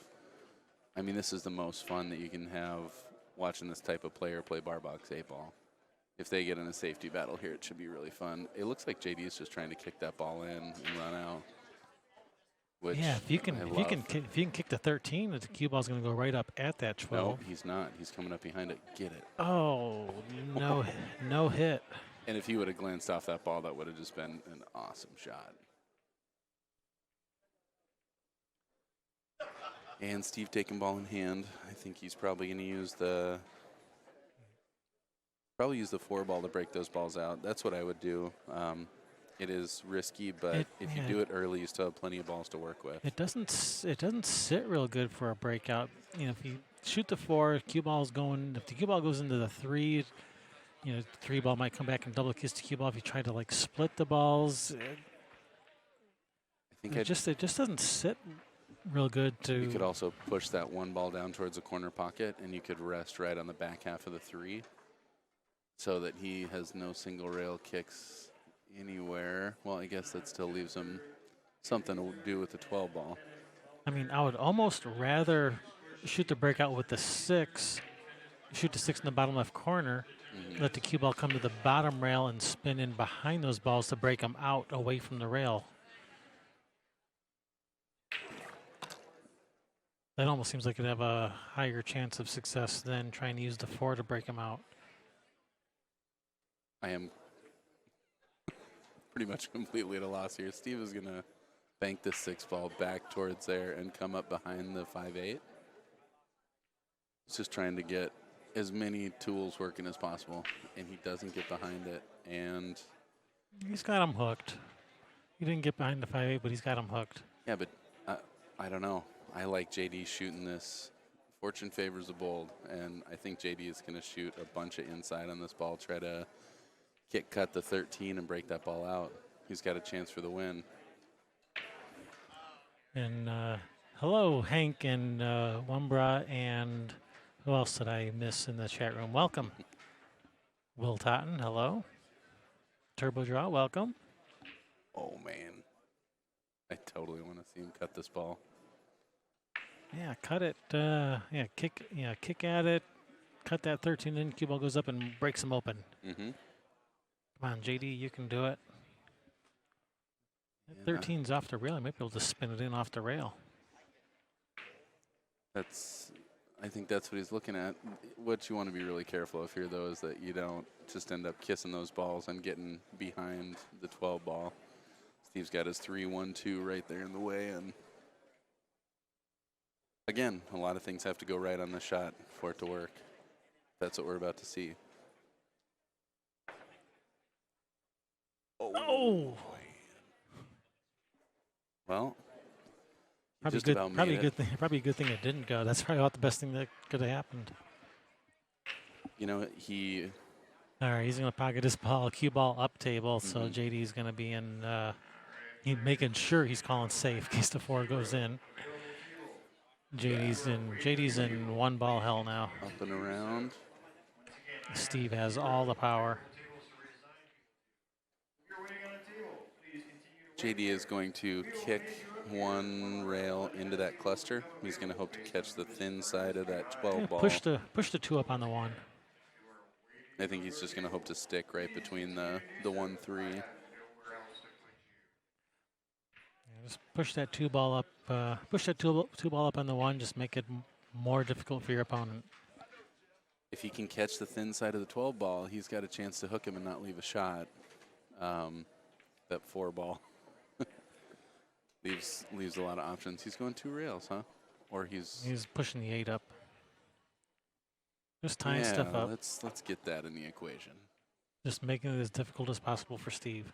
And he has That's all you sent those balls. That's all you can do when you're in the one ball hell is Steve's going to try to break them open. You just keep trying to push them back together. I think Until Steve's got to do that because at some point JD's just going to start pocketing his balls and eliminating his options. I think Steve's got to go for a breakout here. And you are listening to Kevin Ross, being joined by guest commentator Summerfield Habner. Hey.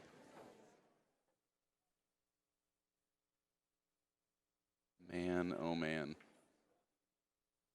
Yeah, the problem that JD has created for Steve by putting the 8 ball there is you can't just take ball in hand on the 2 ball and send the cue ball in and just fire, because now you're sending the 8 ball for a ride. And no, I think maybe Steve is gonna he's moving more balls into the party as more possible.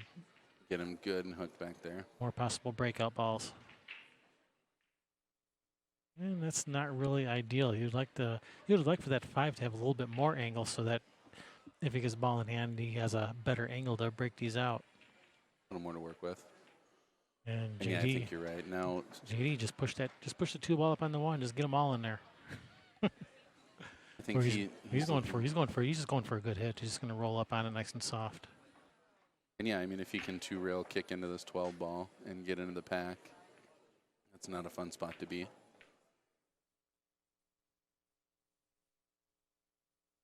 I think what Steve's thinking is he's going to lay that cue ball right on the foot rail and come off the 5, pushing balls back up table. That way, even if he gets in trouble, he's got the 4 down here. He's not pushing the 8 towards the pocket. But you're about to see a kick shot here. This 2-railer. Yeah, kick nice and gentle. Yeah, he definitely wants to keep Steve working.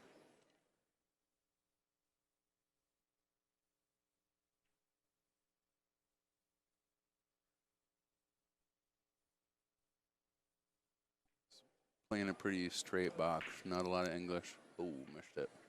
Bad hit. And that's a pretty good bad hit. I don't think that 3 passes, do you? No.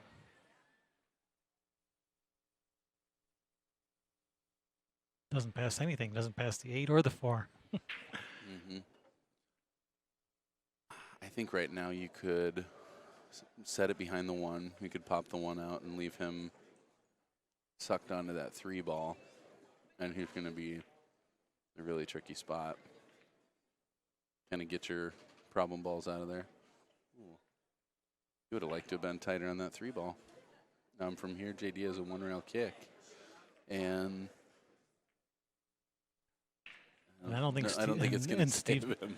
And Steve's also not happy with it. That 1 ended up because he keeps on trying to move balls. Like he moved the 5 ball as a possible better breakout ball, but the 5 is like close to the rail, not a good breakout ball. The 1 ball if it was like 1 diamond away from the pocket, you can shoot the 1 in the corner and send the cue ball into the balls, but the 1 ended up in a bad spot. Keeps on trying to move balls into better spots, and it's not working. I think JD should just pocket this 1 ball.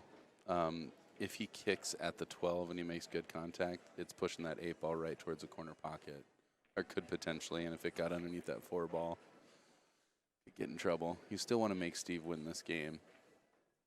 I don't know if he can just straight cut that 1 in there, but I really like the move of starting to eliminate his soldiers. He is going to cut it.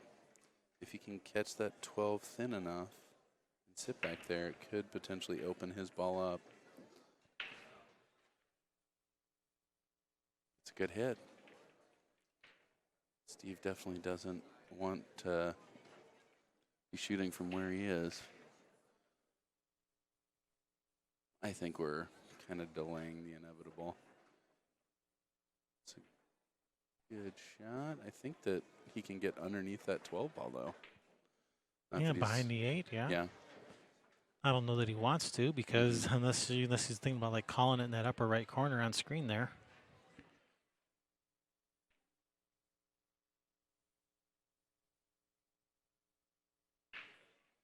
And at some point, that crazy One rail kick might be the best shot you've seen all game. All right, he is. He He's is going calling for it. it. He's calling it. All right. JD says you better go get a referee. All right. Well, we got 450 some referees in the chat room here. We'll That's for sure. I think go ahead and shoot, JD. We'll watch. they're making a good decision. And I think we're going to see Brett Baker step over to referee this call. Again, 2 one-pocket players here. I like JD's odds a lot more than anybody else in the room to make this ball, but it sure ain't easy. But he's in a precarious situation where Steve's got all his soldiers sitting out there, and JD's got a chance to win this game. He's got to take it.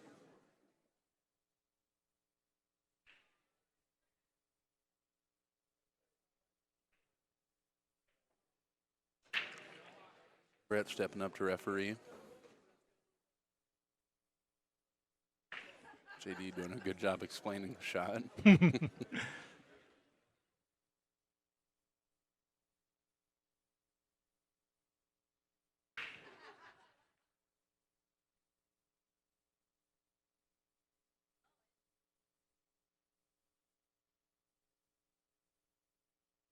Can't tell. What I like about this is, I mean, if he gets way under it, it interacts with the 8 ball. It's going the right way. This looks. Oh man, it's just wide. That's a good hit though. That's a good hit. Unfortunately, that's. I think JD was tired of this whole thing. He said, "All right, let's just let's get this over with. Yeah. Do or die. Let's just get it over with." Well, good call by Brett Baker, and I think both these players are a little relieved that that's over. Steve in a good place to run this out now.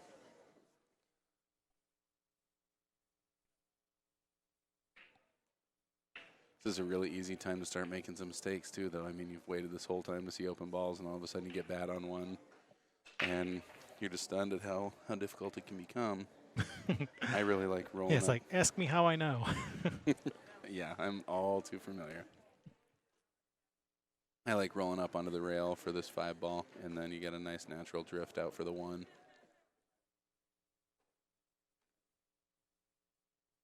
Wow. Interesting, interesting what I was choice. talking about. That was an interesting choice. We're 1 shot out of trouble, and we're in trouble. Boy, that's not where he wants to be shooting this ball from. Yeah, he has 1, 2, 3, 5 balls out there, and he doesn't have an easy shot on any of them. That's why I like playing that nice and easy. He just rolled a little bit short. He just wanted to come up for that 3 ball. He is going to draw past this side pocket. Yeah, he can avoid this side. It's a great shot. Wow. No trouble for Steve. So he may punch over for the 1. I like following it down and taking the 5 back in the same pocket. But I think he's got plenty of room to come over for the 1. So probably, nope. I'm going to go 3, 7, 1, 5, 8.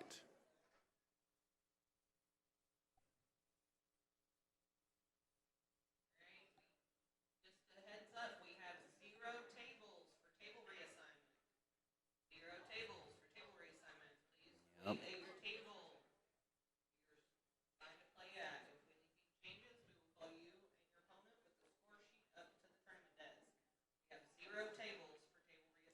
Taking no chances, hitting that nice and firm.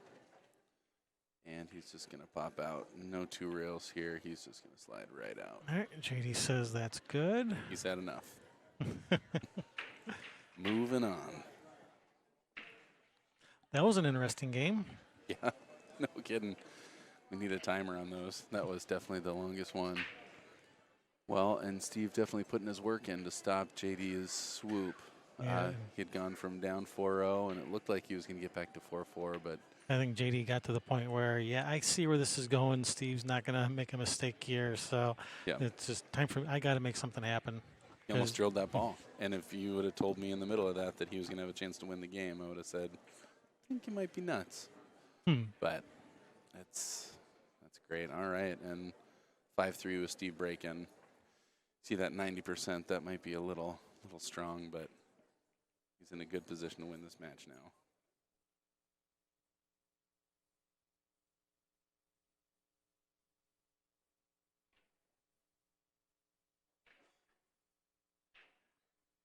Well, what else you got on the docket for tonight? What you got coming up next? I don't know who's up Not next. sure? One at a time, he says. One at a time.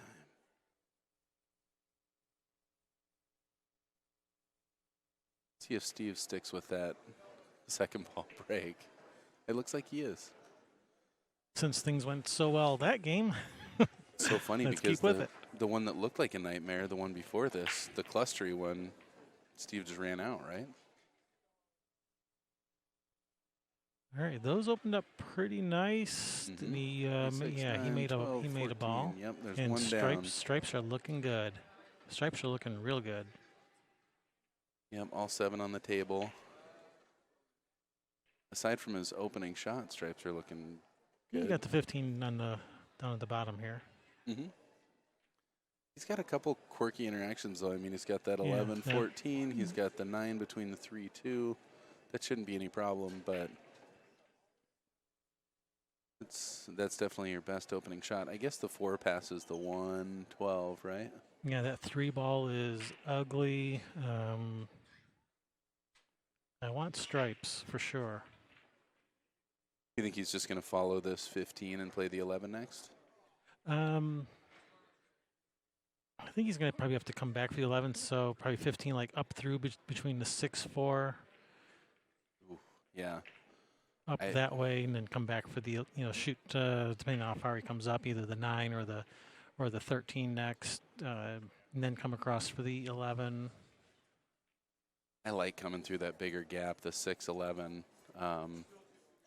as opposed to the 4, 6. You nudge one of those balls. I mean, if you hit that 6 ball in between the 11, 14, you're going to start thinking about last game real soon. But it looks like he's got a good straight line coming off there. Straight up. Yep. Play the 12 ball on the side. John in the chat room likes solids. Says you can shoot the 3 in the side off of that stripe. So that's definitely an option. You definitely can. It's interesting. I mean, you see how much taking those chances can cost these players, especially late in the match. I don't think he really likes where he's at on that 12 ball. The problem, shooting the 3 in the side off of that 10, the 10 is going to go into the 13. The 13 might come down and mess with that 4 ball, so, or even with the 6. So you got to take that into consideration. So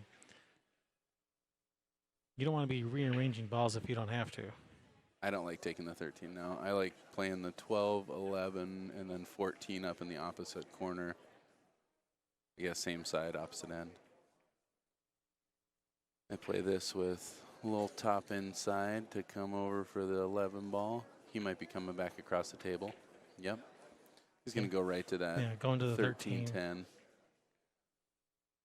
And if he can leave himself. Yeah, this is kind of a weird pattern. I mean, it looks like he's thinking about like 13 to the 10, because he looks like he's using like the 10 to get to the 9. Like under the 3? Is that what he's thinking? But I think he wanted to leave himself. No, he's not thinking that at all. He's going with the 9. Yeah, because he's on the 9. It's just. Yep, deal with that now. Just wondering what his plan was for this 11-14, and well, I did not expect him to be running into him like that. Neither did I. But I think he's got that 10 ball now, so I think he's going to go 10. I mean, I figured 10, he'd be playing the 11 2 shots ago to clear the pocket for the 14, and then just come back to the 14 later. Yeah, let's see.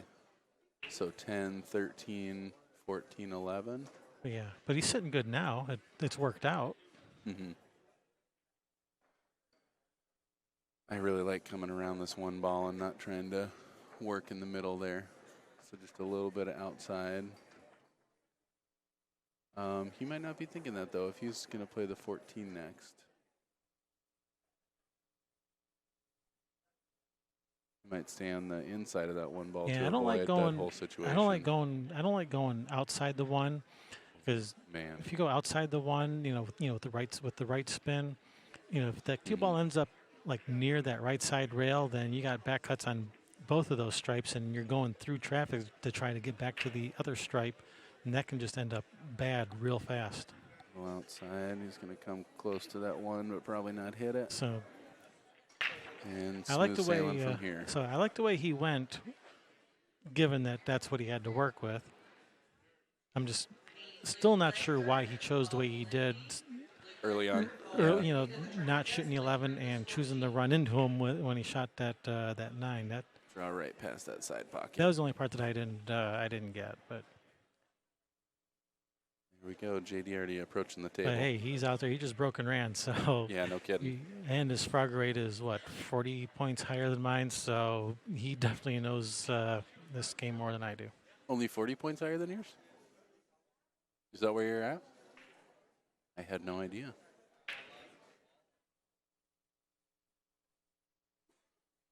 Yeah, I'm not as bad of a pool player as I sound sometimes. I can play a little. I don't know if I've ever seen you play. Well, they don't let me play out here. Yep, that makes sense. We don't live here anymore. Do you get the bug when you sit here commentating? Is it hard to not play, or have you played enough where it doesn't get to you? I don't play much pool anymore. I just play as a hobby. Mm-hmm. I mean, I used to live in pool halls. That's where me and Sherry met, was in the pool halls. And of course, she even worked in the pool halls. And then after, when she wasn't working, she was in the pool hall playing. We were just typical pool player life, just living in the pool halls. You know how it goes. I am familiar.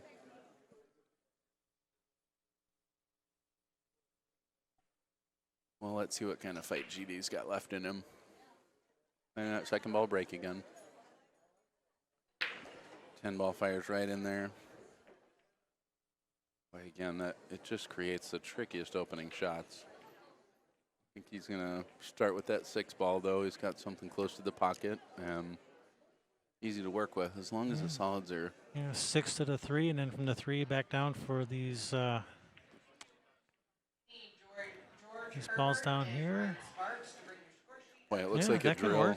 Looks like a drill I wouldn't be very good at. Yeah, I think he's going to be fine, though. I mean, the stripes maybe. No, Yeah, he can make solids work. Start with the 6 to the 3, and then from the 3 maybe to the 7, and then from the 7 to the 4 in the side, and then you got those other 3 solids to deal with after that. So that can work. Yeah. I think that's what he's looking at. Is he looking to get to that side rail from there? Not sure. He was lining up something. I'm not sure what it was he was lining up. I just want to drift forward, not make contact with any ball down there. Oh my gosh, he's coming back already. He's coming all the way around. Okay, I thought he might just roll it in for the 3, but he's got other plans. All righty. Yep. Unfortunately, he's going to be playing that 3 whether he likes it or not. Yeah, that's all he has now. He's got a great safe opportunity here. I don't like playing safe this early on either, but no, I think he'll play that 3 ball. He does have a good safe behind the 8 if he wanted to use it, but I think he's just going to cut that 3 and run out.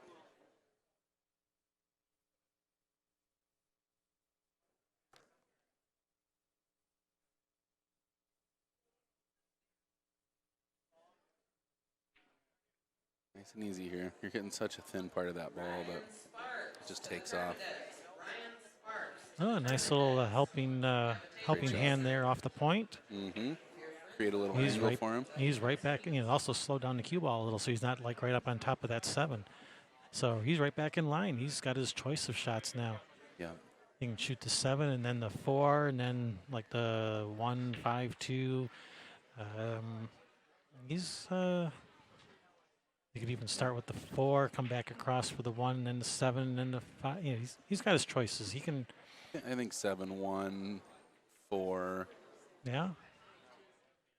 We'll see. We'll see how much he wants to pop out. It's quirky in there. He's got a bunch of particular strokes in a small area to work with, but he's going to be just fine. Comes out for that one ball far enough, and he's definitely in control of this rack. Oh, and if you don't mind, we're just going to settle up right now. Here's your paycheck for sitting in with us. Oh, hey. Well, I'm a professional. I'm going to get a picture taken with this one. I'm going to hold it up in front of the camera later. Proof. I've made my 30 cents. I guess I shouldn't be talking about money. That's unprofessional.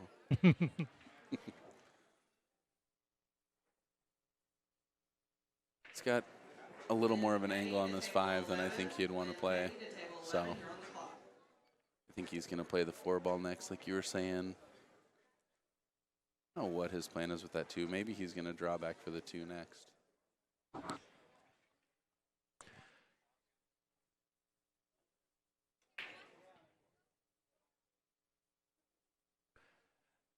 I think I like that. Kind of, I'm trying to have a look. I was thinking 4 in the side, draw back all the way to the rail for the 5 in the far corner. Does it go up there? Looks to I'm me. looking down the line, and yeah, he's got almost the entire pocket. Yeah, the 5 passes the 13. Well, that's why you're, 60 points higher on the Fargo scale than I am, because that's a tricky shot for me. I would want to draw back. I think what he's going to do is draw back off this 4, try and get a good line on the 5, and if he misses the main play the 2. The big danger of trying to draw back from the 4 to play the 5 in that upper left corner on screen is if you end up with the cue ball on the rail, it could be pretty tricky to get to the 2 if you have a weird angle on the 5. He did exactly what you said. Yeah, and he's left himself a nice angle to come up for the 2 in the same pocket as the 5. You can just go one rail straight up. Got to make sure you're aware of that 11 ball. He's hit that nice. Yes, he has. It's going to end up somewhere. Oh, no. Okay, phew. I thought I was going to keep sailing, go behind the 11, but. I had to say the 11 ball. Yeah, and he's just going to draw a straight down table for this 8 ball. Yeah, he's home free from here. Whoa. Pinched it a little tight. Oh, my goodness. Oh, my gosh, I can't believe that. What are you doing to us, JD? Well, you said getting used to that Revo shaft, and that's exactly what happened there. Yeah, a lot of power in that Revo. I do happen to know for a fact that JD can bank a ball. So he may be looking to bank this in the side. Right now he's looking to cut it in there, but I do not like that. Wow. He's going to fire this bank and sit it on the foot rail. Yeah, he's cutting this. He's back cutting. He's back cutting this ball. Back cutting it. Wow. Yes, he is. Bunch outside. Oh my Wow. God. Well, Lingelbach might be the showman, but JD's keeping up. That's for sure. What a last shot. Holding on for dear life. Wow. Man, that was a shot.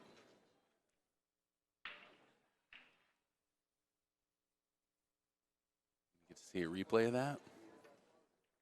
Heck yeah. Wow. Man. Whoa. That is awesome. Well, that's going to make the highlight reel. Almost turned into the low light reel, but well played. Oh, I got to give him his point. I was, He earned that one. don't steal him, don't rob him of his point, man.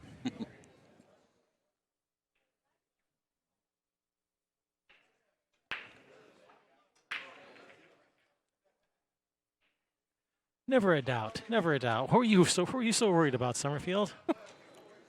Not for a minute. He didn't even need to make it. Yeah. Thin to win. All right. Drill that ball right in the corner pocket. Steve is looking in pretty good shape here. Again, not a fun opening shot. This has been a drag. I mean, that back cut on the 10 is serious. 5 ball doesn't go. Wow.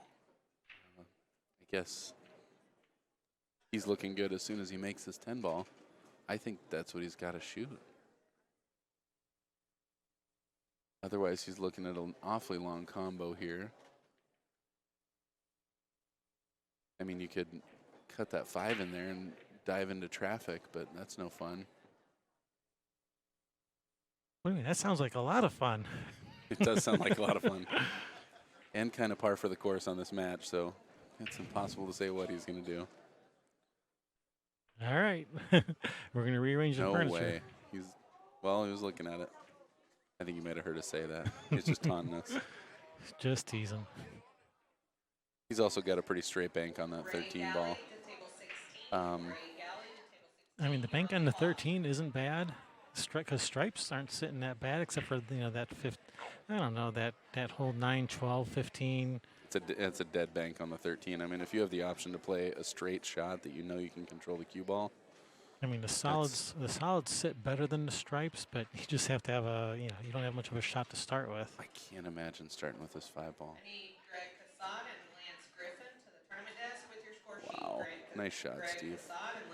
Does it pay off? Yeah, he's got a shot. He's got a shot on the 2, the 1 ball, the 3 ball. They all go. Yep. Does that 3 go past the 8 in the corner? Yep. That worked.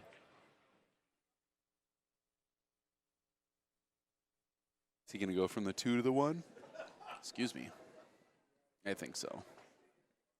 If he draws off this 2 ball, he's on the right side of the 1 to pop out for the 3. I think he wants to deal with those things as quick as he can. Not sure what he's lining up there. Yeah, so he's trying to think about stopping that 2 off that 2 to come around the 3 ball. I thought he'd draw back a little further and kind of drift over for the 3. So nice, crisp, soft draw stroke. And he's going to come right around for that. He might not take the 3 next. He might drift down for the 7. Yep. And from there you got the 7, 4, 3, and you're out. Yeah, that works. Yeah, 1 to the 7, 4, 3. Yeah, that there's works. no need to force that. I like it. All right, make it happen, Captain.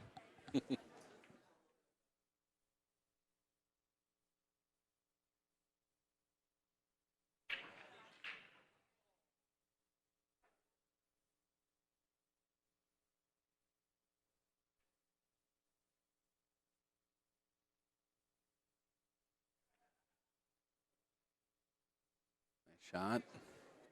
Left himself real straight on that 7.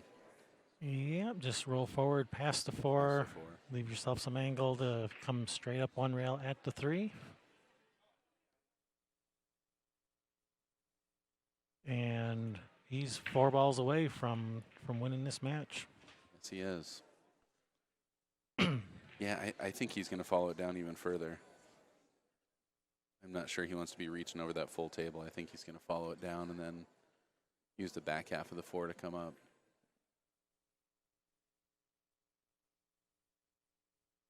And he's dead straight. No way. Gosh. He is straight, isn't he? He's dead straight. Well, that's not the shot you want to be shooting. I mean, I think he can draw it a couple inches, and he's just straight on that 3 ball again. Yeah, he was trying to bring the cue ball all the way down to the bottom rail to. I guess draw off the 4 to get to the 3 is what he was thinking, which is I think so. kind of the weird way to get there. Which is what he ended up doing, but I don't think that's how you wanted to do it. He still has a very makeable shot here. Yeah, just roll this in, bump the 8. Bump the 8 for perfect. Just want to make sure you don't over bump the 8. No, that's the problem with that shot is it's very makeable, but it's also missable. And all of a sudden, you're shooting the match ball before the match ball, and JD's coming to the table only down 2 games, and if he wins this one, he's breaking. Yeah, JD's got work. He's got work to do though. He's got to get on that 13. 10 to the 13 is probably where he's going to start, and then he's still got this line of 3 balls over here to deal with. Mm-hmm. That's like a drill where you shoot the 9, then the 12, then the 15. You keep moving yourself back up the line. It totally is. He might go from the 11 right now to deal with it, but boy, Well, if you go to you've also got an issue with the 13, and I like playing. Well, starting with the 11 is okay because you can drop below these balls and shoot them up table. Mm-hmm. Not all three of them, but two of them. The 12 and the 15 you can shoot up table. I kind of like taking the 10 to get over to the 13 now. It might be a little thin and a little too much distance maybe to really control the cue ball to get on the 13 because it is playing. Everything's playing a little fast and a little bouncy. Oh, He's just trying to bounce it out. Well, let's have the 13 join the party. Yeah, bring them all in there. Actually, this is fine. Shoot the 13, roll forward. I think he's going to take the 9 next. Just roll forward to get under that 12 ball. Yeah. He just likes rearranging things. Totally. Well, he's got a whole table to work with right now, and I think he would rather get him out of there. Letting the stroke out. Yep. So I think he's going to come around 3 rails. He's not wanting to play any of this pinpoint precise position. He wants things moved out in the open where he can play. Just don't get behind that ball. Play zone position. Ooh. All right. I'm going to quit being nervous. Yeah, I'm not the one at the table. He wants nice big 2-foot radius zones, not 2-inch zones. Mm-hmm. So that's why he's moving things around. The 15's kind of tricky here. So he's going to go to the 11 ball. He's going to, well, maybe not. I mean, the angle on the 15 just pops him out so much. He can get to the 11, but that's going to leave him a pretty decent angle on the 11. So play the 11 and then the 15. Hold up, sugar. Oh, where are you Hold going? up. Hold up. Oh, my goodness. I think we've misidentified Steve Lingelbach as a showman. I think JD has given him a run for his money here. Every shot. I mean, at this point, he's almost got to come behind that 12 ball. Yeah, like you got to shoot this 15 and follow 3 rails behind the 12. Yeah. Or just play he's safe. He's just going to suck right up on Okay, that there we ball. go. I do think that's smart. I do think Steve's in a tough position, but it also gives Steve an option to come back to the table, and that is not what I want to be doing. So just get right on that 8 ball.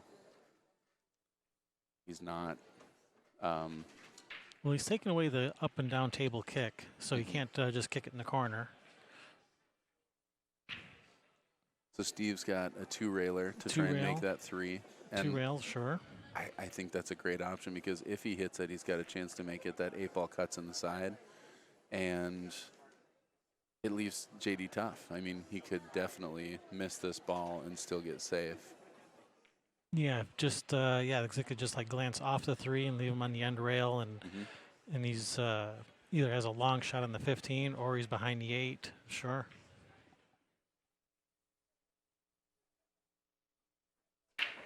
Where's he going to hit this? So a lot of good things can happen.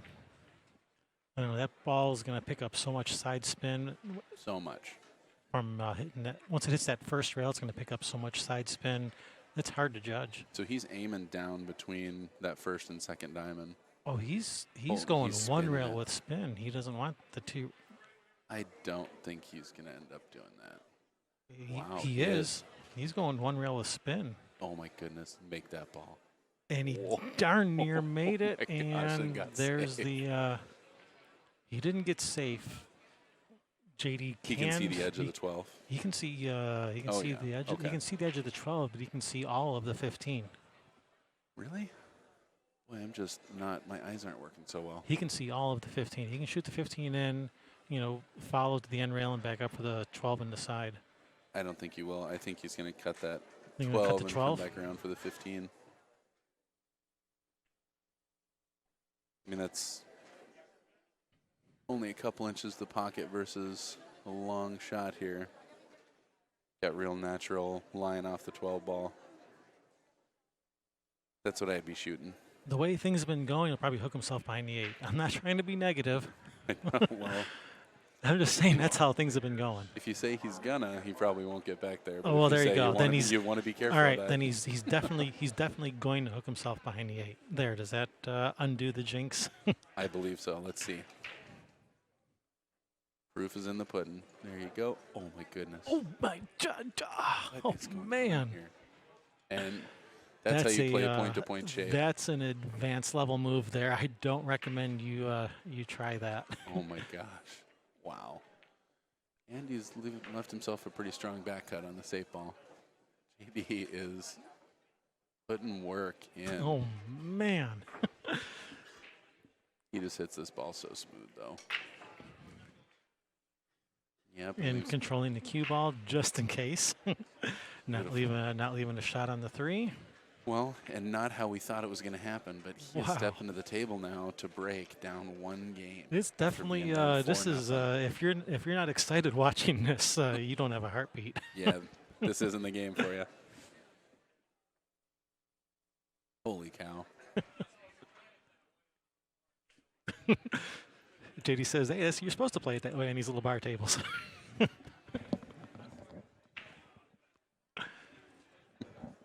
Oh man, I gotta get a microphone over the table next time. Totally do.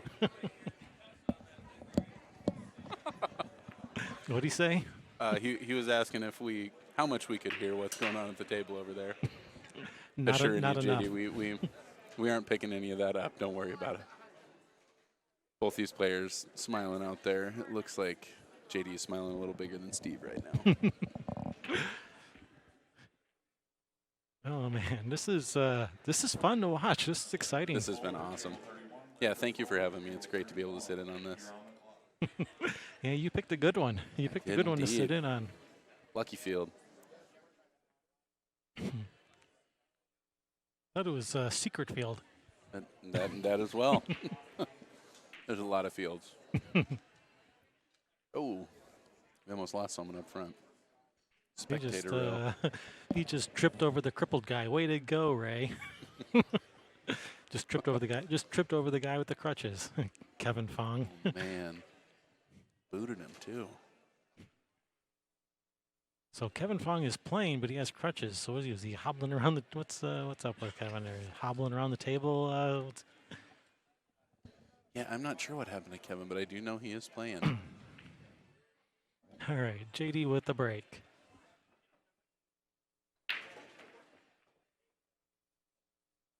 Firing that ball in, keeping the cue ball in the center of the table. Hopefully that 12 ball stays up.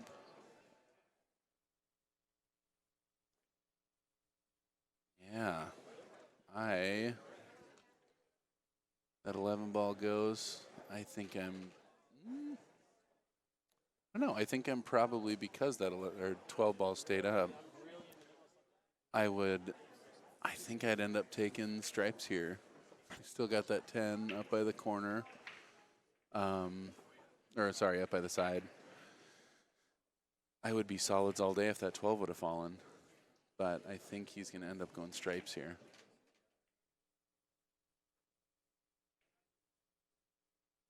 Man, what a funny, quirky little turn that is.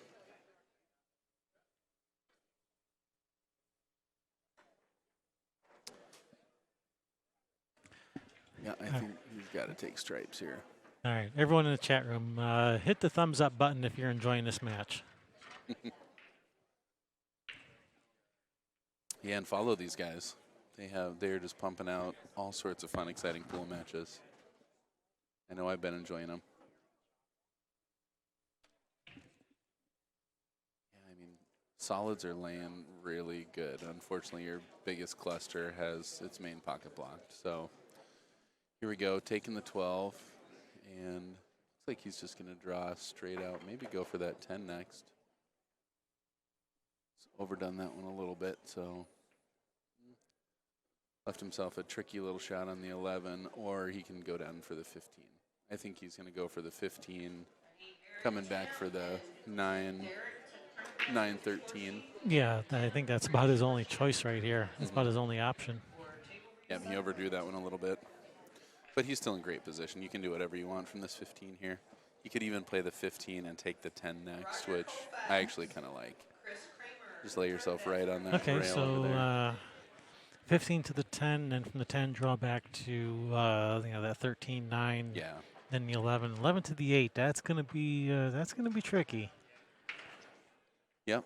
Well, actually, no. 15 and then 10. Draw back for the 13 and 13 to the 11, and then the 11 to the 9. and 9 roll forward to the 8. That's how I see it. I, I can't help but get distracted when they start shooting that. I just can't even believe he back cut that ball. It's not the way I would have gone about it, but what do I know? He's left himself a pretty natural draw stroke out for the 10 if he wants to do that. I still really like going from the 15 to the 10. You go from the 15 to that 10, draw over for the 9, and you're in good line for the 11. He's got a little bit of angle on this 9. You think he's going to go 9, 11, 15, 10? I think from here, I think 11 to the short side of the 10, and then just roll forward for the 9, and then the 15, and then 15 to the 8. I think he wants to use the 9 ball as his key ball, and that's why he's leaving that thing alone. Yeah, but it doesn't really sit good for that. The pattern isn't there. Not after he shot that 13. And hold up. Just sit down, ball. All right. Left himself a good angle on that 10. All right. Just going to come straight across for the 11. That's good speed. Oh, or is it? Not really. He's a little short on this. It's going to come underneath it. Man, oh man, never a dull moment. I mean, you can, yeah, you'll get a shot on the 9. You can bump the 1, get a shot on the 9, but now you're kind of back cutting the 9 a little bit. Cue ball's going the wrong way for the 8. He just loves these side pockets. I think that he may end up passing the 9 or drifting past the 9 and cutting the 8 in the side. We'll see. I mean, at this point, he can draw out and around. He can play the 11 right into that 1 ball to kind of stop his line. And I think that's what he's going to do. Oh, nope, he's just cinched it. So yeah, like I said, he's got the, he's gonna have kind of the wrong angle on the 9, so now he's gonna have to come around. Do you think he's going to come around 3 or just come off that side and come straight back to? He's gonna go forward 3, probably for the 8 in that upper left corner. I don't know if he is. I think he might be coming across 1 and coming to the short side of that 8 ball. I like going 3 rails too. That's not JD's style. I know JD's style. He wants to go forward 3 rails. That's JD's style. Yeah. I know. I've played with JD a lot, and he's overhit it. Yeah. He's got it's a shot. It's not easy, but it's a shot. I think that's one thing with these one pocket players too is that when you're looking at this ball, I mean, that looks like a tough ball, but in one pocket, you're so grateful to get any kind of shot that you're just like, this is a hanger. Definitely expect JD to make this ball. Shot. We are knotted up. Hill. Holy cow. Thrill. Start over. Double the bet. Yep. Double it and roll it back. I told you at the beginning of this match, don't count out JD. Yeah, super cool. I can't believe this is Hill with everything that's happened.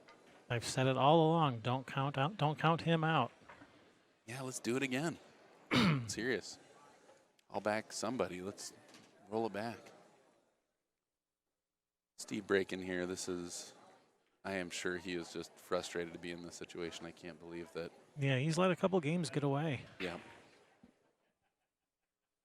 But this is one of the reasons we play pool is to be able to live for these moments, Step to the table when the pressure's on. Yeah. That's what keeps the heart pumping, the blood flowing. I was down 2-4 yesterday and was able to come back, and I got some really favorable rolls to do so, but it was exciting. I kept it more exciting. I have less skill, but equally as exciting. More exciting than it needed to be? Yes, for sure.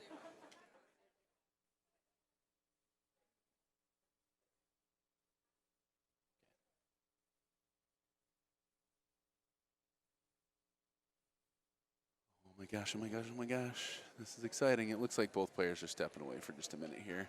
Coming back for the Hill. Oh, maybe. Yep, their players are taking a quick break, and so am I. Same here.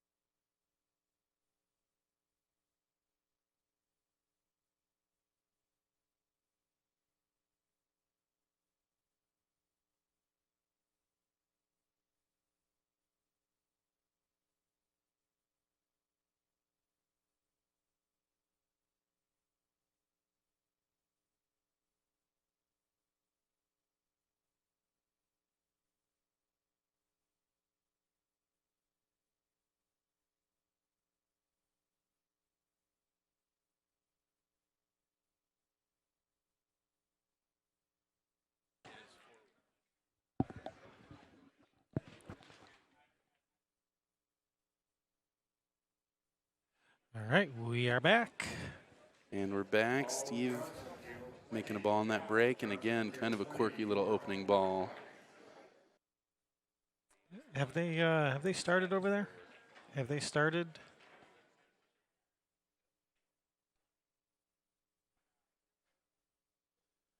Well, Steve's got some options here, though.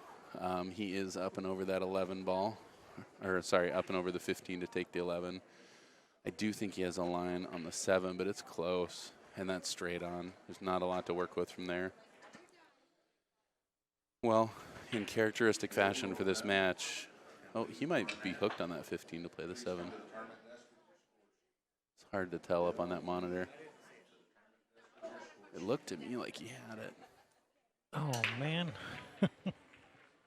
And that's no fun. The 9-13 are backed up the wrong direction. They don't go in the pocket he'd like to take him in. He's got to take solids here. I guess he can see the 7. Okay.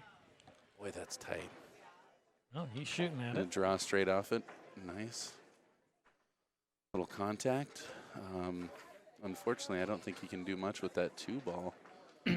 He might be taking it back up towards him after he clears out the 1-5.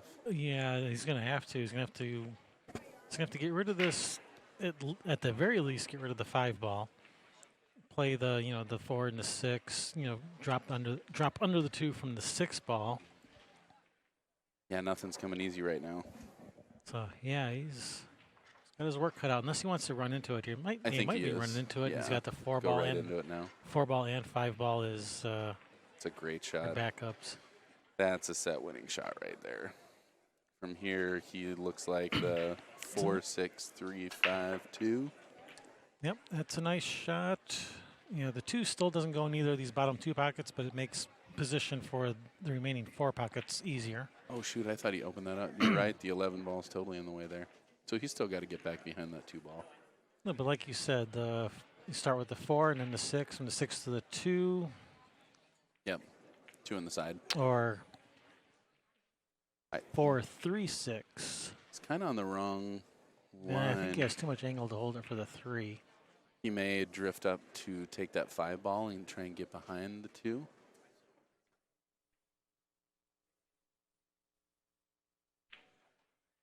No, I'm still liking 4-6-2, but depending on the angle on the 2, you might be able to come across for the 3 That's what I from mean. the 2, But if and he then pushes the 5 on forward- the side. How's he going to get over for the 2 if he pushes forward too much? I think it's going to push him out towards the center of the table enough that he might not have the right angle on the 6. I must not be seeing the angle right then. Yeah, I'm looking at it from this angle. Yeah, I think you're right. He's gonna end up kind of straight in on the 6. All right, plan B. Well, and maybe he can carry forward enough there. Yeah, and he is. He's just going to hit some top and drift forward. He's It's a pretty little straight. A little straight.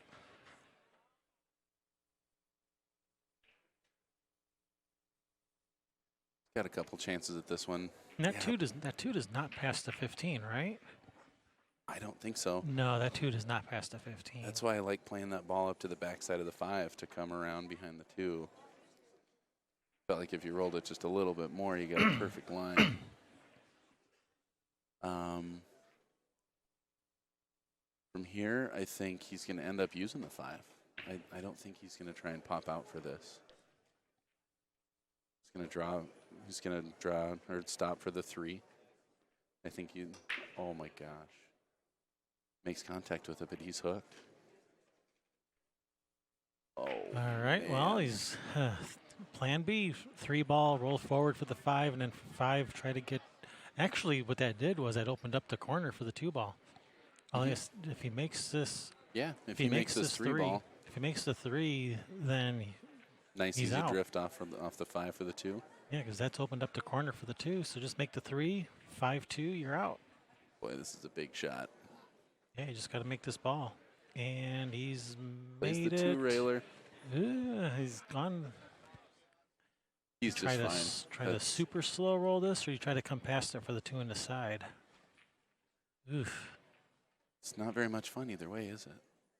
Yeah, I think you got to go past it for the 2 in the side. I don't think he can hold it for the 2 in the corner. I think so too. I think he's going to go right into that 10 ball. Boy, if you get between those balls, though, it's scary. Luckily, he wants to be hitting on the top of this ball because he is pretty close to that rail. I mean, if you can slow roll this enough where you can hold it for the 2, by all means do so. But this is, boy, I end up undercutting this ball because I slow roll it all the time. Yeah, I think he wants to hit this ball more firm. Nope, he hit it perfect. cheated. He cheated the pocket to the max and held Played up it the cue great. ball nice. I don't think he's going to take any chances here, drawing back to the side. I think he's just going to sit that ball and fire the 8 ball in that corner it's sitting by. Yeah, just draw it back to about where the cue ball is now.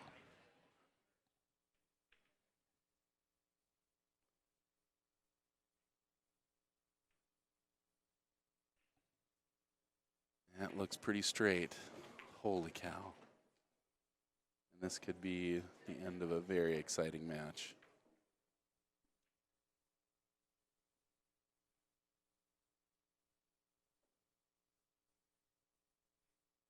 Steve Wow, Lingelbach. Steve Lingelbach defeating JD, John Doherty.